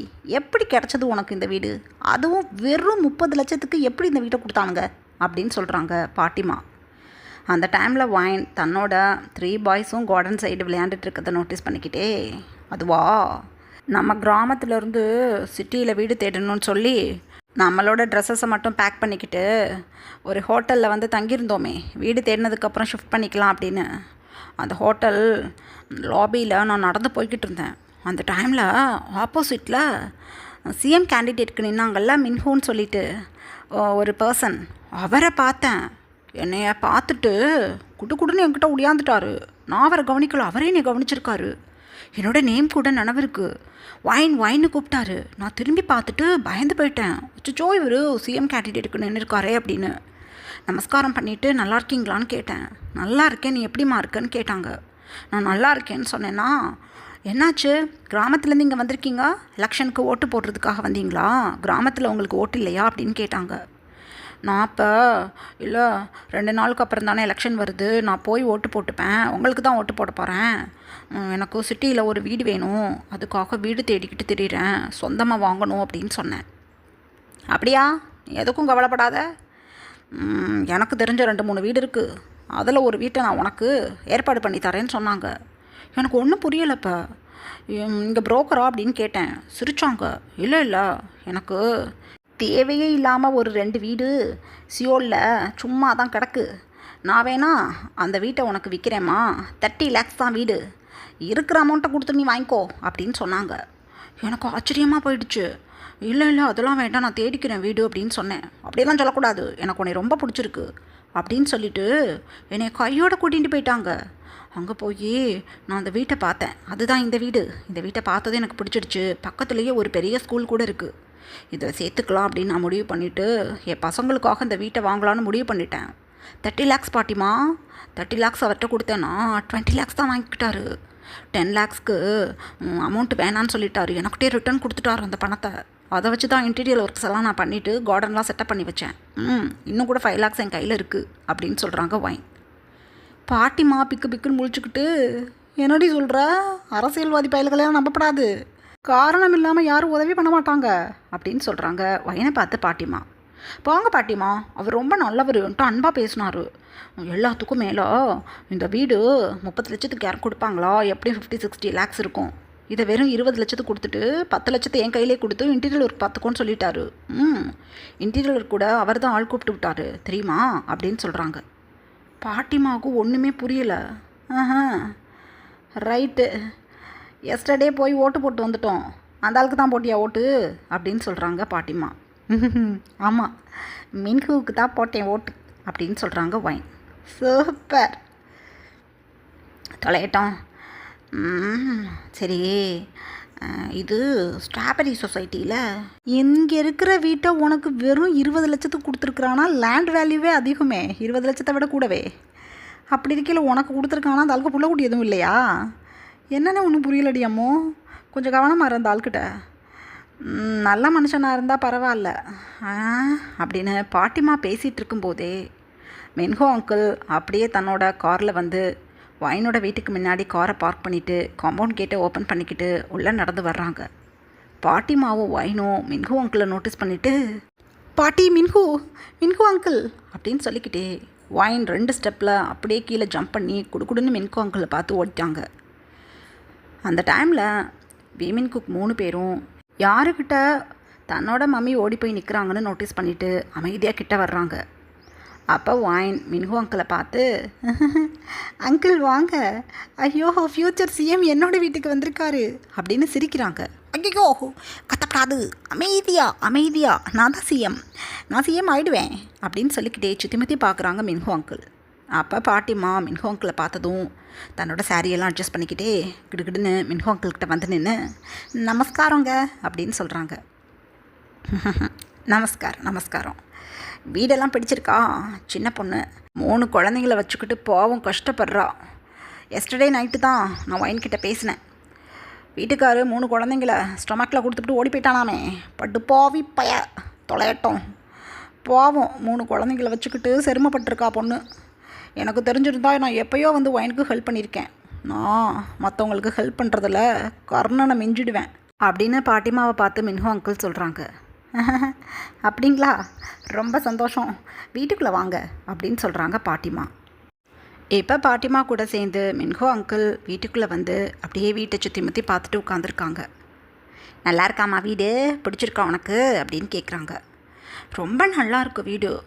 இந்த ஸ்ட்ராபெரி சொசைட்டியில் 20 lakhsக்கு இந்த வீடு கிடச்சிருக்குன்னு சொன்னால் கண்ணு வச்சுடுவாங்க அப்படின்னு சொல்கிறாங்க ஒயின்.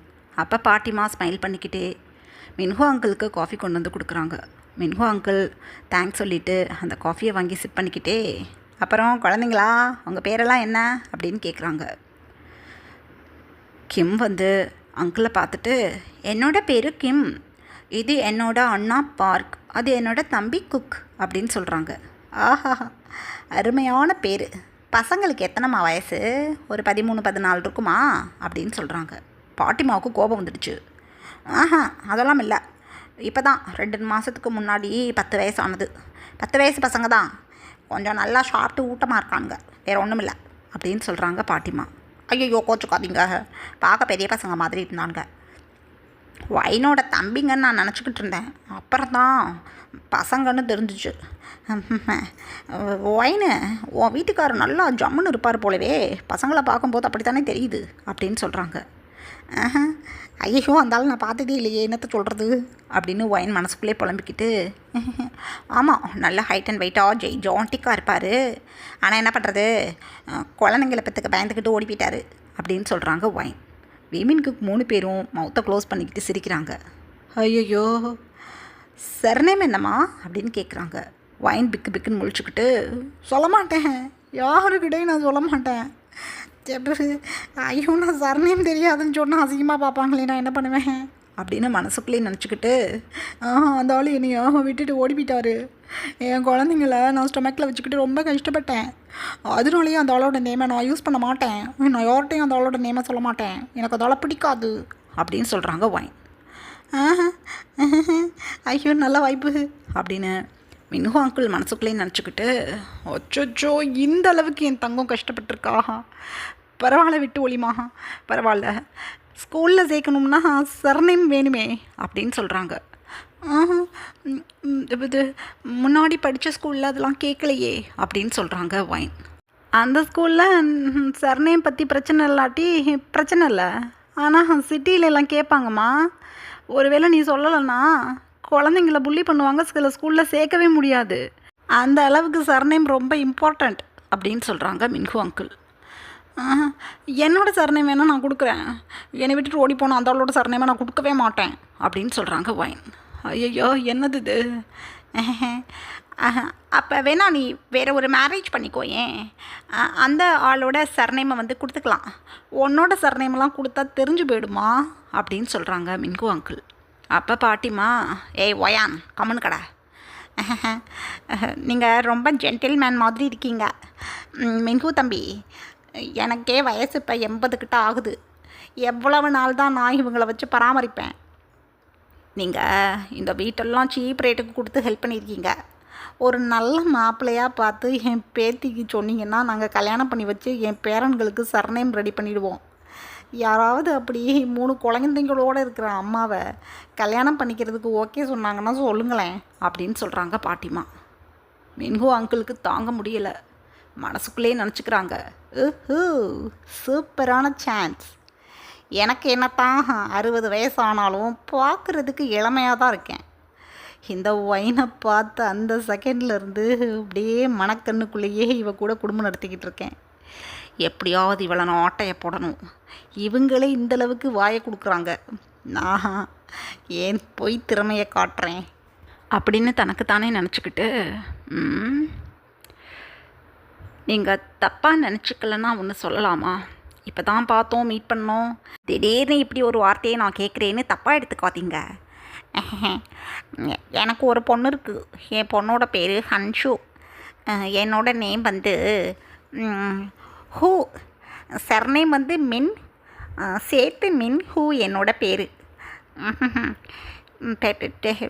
தப்பாக நினச்சிக்கக்கூடாது நான் கேட்குறேன்னு. என்னோட பொண்ணுக்கு 30 வயசு ஆகுது. எனக்கு 59 ஆகுது வயசு. உங்கள் பேத்திக்கு எத்தனை வயசு அப்படின்னு சொல்கிறாங்க மின்ஹு அங்கிள். பாட்டிமா அப்படியே குறுன்னு பார்க்குறாங்க. 25 வயசு ஆகுது அப்படின்னு சொல்கிறாங்க பாட்டிமா. திக்குன்னு இருக்குது மின்ஹுக்கு. பேகம் கிளவி என்ன இருந்திருந்தா அப்படியே டெரராக பேசுகிறா. ஐயோ வாயை கொடுத்து மாட்டிக்கிட்டோமோ, சமாளிக்கிறேன் அப்படின்னு மின்ஹு அங்கிள் தனக்குத்தானே நினச்சிக்கிட்டு, ஒரு குழந்தைனாலாம் மாப்பிள்ளை கிடச்சி போயிடுமா? 3 குழந்தைங்க, அதுவும் பார்க்குறதுக்கு பெரிய குழந்தைங்களா இருக்குது 3. அதனால மாப்பிள்ளை கிடைக்காது. வேணா ஏன் சர்நேமை கொடுத்து ஹெல்ப் பண்ணுறேன் உங்கள் பேத்திக்கு. என்னை கல்யாணம் பண்ணிக்க சொல்லுங்க உங்கள் பேத்தியை அப்படின்னு சொல்லிக்கிட்டு ஐஸை டைட்டாக க்ளோஸ் பண்ணிக்கிட்டாங்க மின்ஹு அங்கிள். திக்குன்னு இருக்குது ஒயினுக்கு. பாட்டிமா டக்குன்னு எழுந்துட்டாங்க. ஏண்டா டேய், நீ சிஎம் கேண்டிடேட்டுக்கு நின்னா நான் பயந்து கிடப்பேன் நினச்சிக்கிட்டு இருக்கிறியா? எனக்கு அப்போவே டவுட் இருந்துச்சு. 20 லட்சத்துக்கு இவ்வளோ பெரிய வீட்டை, அதுவும் இவ்வளோ ஒரு மெயினுக்குள்ளே இருக்கிற வீட்டை கொடுக்குறியே, ஏதோ ஒரு மோட்டிவ் இருக்குமோ அப்படின்னு. ஓன் திமிருக்கு ஏன் பேத்தி கேட்குதா? பிச்சு போடுவேன் பிச்சு அப்படின்னு பாட்டிமா எழுந்து மின்ஹுவை அடிக்க போகிறாங்க. ஒயின் டக்குன்னு எழுந்து அப்படியே பாட்டிமாவை பேக் பண்ணிக்கிட்டாங்க. அந்த டைமில் மின்ஹு அங்கிள் ஐஸை டைட்டாக க்ளோஸ் பண்ணிக்கிட்டு, ஐயோ அடிச்சிடாதீங்க அப்படின்னு கத்துறாங்க. ஏய் விர்ரி, என்னையா எதுக்குடி இவனை பிடிச்சிக்கிற? விர்ரி, இவனை போடு நான் போட போகிறேன் அப்படின்னு கத்துறாங்க பாட்டிமா. அப்போ ஒயின் பாட்டிமாவை இழுத்து சைடில் இருக்க சோஃபாவில் உட்கார வச்சுட்டு, பாட்டி இவரை நான் மேரேஜ் பண்ணிக்கிறேன் அப்படின்னு சொல்கிறாங்க. வேமின் குக்குக்கு திக்குன்னு இருக்குது. மம்மி, இவர் தாத்தா மாதிரி இருக்காரு, இவரை போய் எதுக்கு மேரேஜ் பண்ணிக்கிறேன்னு சொல்கிறீங்க அப்படின்னு சொல்கிறாங்க. போட்டேன்னா அப்படி இருக்கும் எங்களுக்கு. ஐயோ நல்லா குந்தாணி பசங்க மாதிரி கொழுன்னு உட்காந்துக்கிட்டு என்னை தாத்தானுங்கிறானுங்க அப்படின்னு மனசுக்குள்ளேயே குழம்பிக்கிட்டு உட்காந்துட்ருக்காங்க மின்ஹு அங்கிள். அப்போ ஒயின் சொல்கிறாங்க, பாய்ஸ், என்னை பொறுத்தளவு உங்களுக்கு ஒரு சர்நேம் வேணும். இந்த மின்ஹு அங்கிள் சொல்கிறது உண்மை. 3 குழந்தைங்க இருக்கும்போது யார் வில்லிங்காக வந்து என்னை மேரேஜ் பண்ணிக்க போகிறா? யாருமே வரமாட்டாங்க. 2வது நீங்கள் ஸ்கூல் போகணும், காலேஜ் படிக்கணும், அப்படியெல்லாம் இருக்கும்போது மின்ஹு அங்கிள் மாதிரி என்னையா குழந்தைங்களோடைய ஏற்றுக்கிற வில்லிங்கான ஒரு பர்சன் தேவை. அதனால நான் உங்களுக்காகவும் உங்களோட மரியாதைக்காகவும் நான் மின்ஹு அங்கிளை மேரேஜ் பண்ணலான்னு முடிவு பண்ணிட்டேன். நீங்கள் எதுக்கும் வருத்தப்படாதீங்க, உங்களுக்கு சர்நேம் கிடச்சிடும். நான் உங்கள் 3 பேரையும் பத்திரமா பார்த்துப்பேன். மின்ஹு அங்கிள், உங்களுக்கு வயசானாலும் பரவாயில்ல, உங்களுக்கு வயசானாலும் உங்களை நான் பார்த்துக்கிறேன், நீங்கள் கவலைப்படாதீங்க அப்படின்னு சொல்கிறாங்க ஒயின். பாட்டிமா அப்படியே உட்காந்துக்கிட்டு ஆஹா ஐயோ என்னன்னே தெரியல, என் மூடி மஸ்தான் வேலை போட்ட மாதிரி. அடே பாவி மின்கு, என்னடா பண்ண என் பேத்திய, ஒரே செகண்டில் கட்டிக்கிறேன்ட்டா உன்னைய அப்படின்னு அழுகுறாங்க. மின்கு அங்கிள் அப்படியே தன்னோட காலரை அப்படியே அட்ஜஸ்ட் பண்ணிக்கிட்டே பாட்டி அழக்கூடாது, பார்க்கிம்ஸ் சே குக் 3 பேரும் அழுகக்கூடாது. நான் நல்லா பார்த்துப்பேன் உங்களை, நான் சாதாரண ஆள் கிடையாது, பெரிய சொத்துக்காரன். எனக்கு ஒரு மக இருக்கு, அவளுக்கு பாவம் பேபி பிரதர்ஸே இல்லை. நீங்கள் 3 பேரும் என் வீட்டுக்கு வந்துட்டிங்கன்னா அவளுக்கு பேபி பிரதர்ஸ் கிடைப்பாங்க. நான் எங்கள் சர்நேமை என் வீட்டு சர்நேமை உங்கள் 3 பேருக்கு கொடுக்குறேன். யாரும் புள்ளி பண்ண முடியாது, தொலைச்சி கட்டிப்பிடுவேன் ஸ்கூலில். பெரிய ஸ்கூலில் நானே என் சொந்த செலவில் உங்களை படிக்க வச்சுப்பேன். வைன் என்னை கல்யாணம் பண்ணிக்கோ நீ அப்படின்னு சொல்கிறாங்க மின்கு அங்கிள். வைன் அப்போ ஓகே அங்கிள், நான் உங்களை கல்யாணம் பண்ணிக்க ரெடியாக இருக்கேன், எப்போ கல்யாணம் பண்ணிக்கலாம் அப்படின்னு சொல்கிறாங்க. மயக்கமே வந்துடுச்சு பாட்டிமாவுக்கு. அடியே முட்டாள், திமிரெடுத்து போய் ஒருத்தவன் கூட போய்யா, நான் வெளியில் சொல்ல முடியல என்னால், 3 பிள்ளைங்களை வயிற்றில் வச்சுக்கிட்டு வீட்டுக்கு வந்துட்டேன். தொலையட்டும்னு சொல்லிட்டு உன்னை வளர்த்து விட்ட மாதிரி உன் பிள்ளைங்களை வளர்த்து விடலாம்னு நினச்சிக்கிட்டு இருந்தா, ஒரு கிழட்டு பையில் போய் கட்டிக்கிறேங்கிற. உனக்கிட்ட நல்லா பேசினா அவன் நல்லவனா? ஐயோ உனக்கு 25 வயசு தாண்டி ஆகுது அப்படின்னு அழுகுறாங்க பாட்டிமா. மின்கு அங்கிளுக்கு இப்போ தான் தோணுது, 25 வயசுனா அடிஷ்னல் சப்ராக்ஷன் போட்டு பார்த்தா கூட ஐயோ 18 வயசுக்கு கீழே உனக்கு குழந்தை பிறந்துருச்சு அம்மு அப்படின்னு சொல்கிறாங்க மின்கு அங்கிள் வைனை பார்த்து. வைனப்போ பிக்கு பிக்குன்னு முழிச்சுக்கிட்டு, ஆமாம் எனக்கு 15 வயசுலையே குழந்தைங்கள்லாம் என் ஸ்டொமக்கு வந்துட்டாங்க. 16 ஏஜில் எனக்கு குழந்த பிறந்துருச்சு. நெக்ஸ்ட் மந்த் வந்தால் எனக்கு 26, என் பசங்களுக்கு 10 ஏஜ் ஆகுது அப்படின்னு சொல்கிறாங்க வைன். ஐயோ எவன் 15 வயசு பொண்ணுக்கிட்ட வேலையை காட்டிட்டு விட்டுட்டு ஓடி போனான்னு தெரியலையே, கல்யாணம் நினச்சா ஆகலையானு தெரியலையே. இப்போவே பார்க்க இந்த பொண்ணு குட்டியாக தானே இருக்குது, இவளோட பசங்க இவனுக்கு தம்பி மாதிரியில் இருக்கிறானுங்க, விசாரிக்கிறேன் அப்படின்னு தனக்கு தானே நினச்சிக்கிட்டு மின்கு அங்கிள் வைனை பார்த்து 15 வயசுலேயே மேரேஜ் பண்ணிட்டியாமா அப்படின்னு கேட்குறாங்க. வைனோட பாட்டிமா அப்படியே கோல்டு ஃபேஸில் மின்குவை பார்த்து, ஏன் உனக்கு தெரிஞ்சாதான் கல்யாணம் பண்ணிக்குவியா, உனக்கு பொண்ணு கிடையாதுடா வெளியே போடா அப்படின்னு சொல்கிறாங்க பாட்டிமா. பாட்டி பேசக்கூடாது நீங்கள். அங்கிள் நான் உங்களை மேரேஜ் பண்ணிக்கிறேன், வீமின் கோக் உங்களுக்கு சர்நேம் தேவை, இவர் தான் இனிமேல் உங்கள் டேடி அப்படின்னு சொல்கிறாங்க வைன். நோ இவர் ஒன்றும் எங்கள் டேடி இல்லை, இவர் தாத்தா அப்படின்னு சொல்கிறாங்க பார்க். ஐயோ ஐயோ குட்டி வாண்டுங்க எப்படி பேசுதுங்க அப்படின்னு மின்கு நினச்சிக்கிட்டு, நீங்கள் விருப்பப்படுறப்ப என்னை டேடின்னு கூப்பிட்டுக்கோங்க, அது வரைக்கும் என்னை அங்கிள்லேயே கூப்பிடுங்க அப்படின்னு சொல்கிறாங்க மின்கு அங்கிள். வைனப்பா மின்கு அங்கிளை பார்த்து, அங்கிள் நீங்கள் ரொம்ப நல்லவராக இருக்கீங்க, உங்களை எனக்கு ரொம்ப பிடிச்சிருக்கு, நான் உங்களை மேரேஜ் பண்ணிக்கிறேன். அப்புறம் வந்து வீமின் கோக் பாட்டிமா, எனக்காக நீங்கள் அதுக்கு ஓகே சொல்லணும், அக்செப்ட் பண்ணிக்கணும். என் குழந்தைங்களோட ஃப்யூச்சருக்காக தான் இந்த முடிவை நான் எடுத்திருக்கேன், அதுவும் திடீர்னு எடுத்திருக்கேன் இந்த முடிவை. இந்த முடிவிலேருந்து நான் மாற மாட்டேன். மின்கு அங்கிள் எப்போ மேரேஜ் பண்ணிக்கலாம் அப்படின்னு சொல்கிறாங்க. மின்கு அங்கிள் அப்படியே பிக்குன்னு யோசிச்சுட்டு இருந்துட்டு, 18 டேஸ் கழிச்சு 15 டேஸில் எனக்கு எலெக்ஷனுக்கு ரிசல்ட் வந்துடும். எலெக்ஷன் முடிஞ்சு ஒரு 2-3 நாள் எங்கேயாவது போகிற மாதிரி வர்ற மாதிரி இருக்கும், அதனால் 18th டே மேரேஜ் பண்ணிக்கிறேன் அப்படின்னு சொல்கிறாங்க. இன்னையிலேருந்து சரியாக 20th டேஸ் நம்மளுக்கு மேரேஜ் பண்ணி என்னை உங்கள் வீட்டுக்கு கூட்டிகிட்டு போயிடுங்க, என் பாட்டிமாவை நான் கூட்டிகிட்டு வந்துடுவேன் என் கூடவே அப்படின்னு சொல்கிறாங்க மின்கு அங்கிளை பார்த்து வைன். சரிம்மா கூட்டிகிட்டு வந்துடு பாட்டி. என்ன இப்படி முறைக்கிறீங்க அப்படின்னு சொல்கிறாங்க மின்கு அங்கிள். மின்கு நான் உனக்கு பாட்டியா கரெக்டு பயலே, உனக்கு 60 வயசு, எனக்கு 80 தான், என்னை விட நீ 20 வயசு தான் கம்மி. அப்படி இருக்கும்போது நான் உனக்கு பாட்டியா, மரியாதையாக என்னைய அக்கான்னு கூப்பிடு அப்படின்னு சொல்கிறாங்க. அக்காவா தொலைட்டும், உங்கள் பேர் என்ன அப்படின்னு சொல்கிறாங்க பாட்டிமாவை பார்த்து. மோனா அப்படின்னு சொல்கிறாங்க பாட்டி.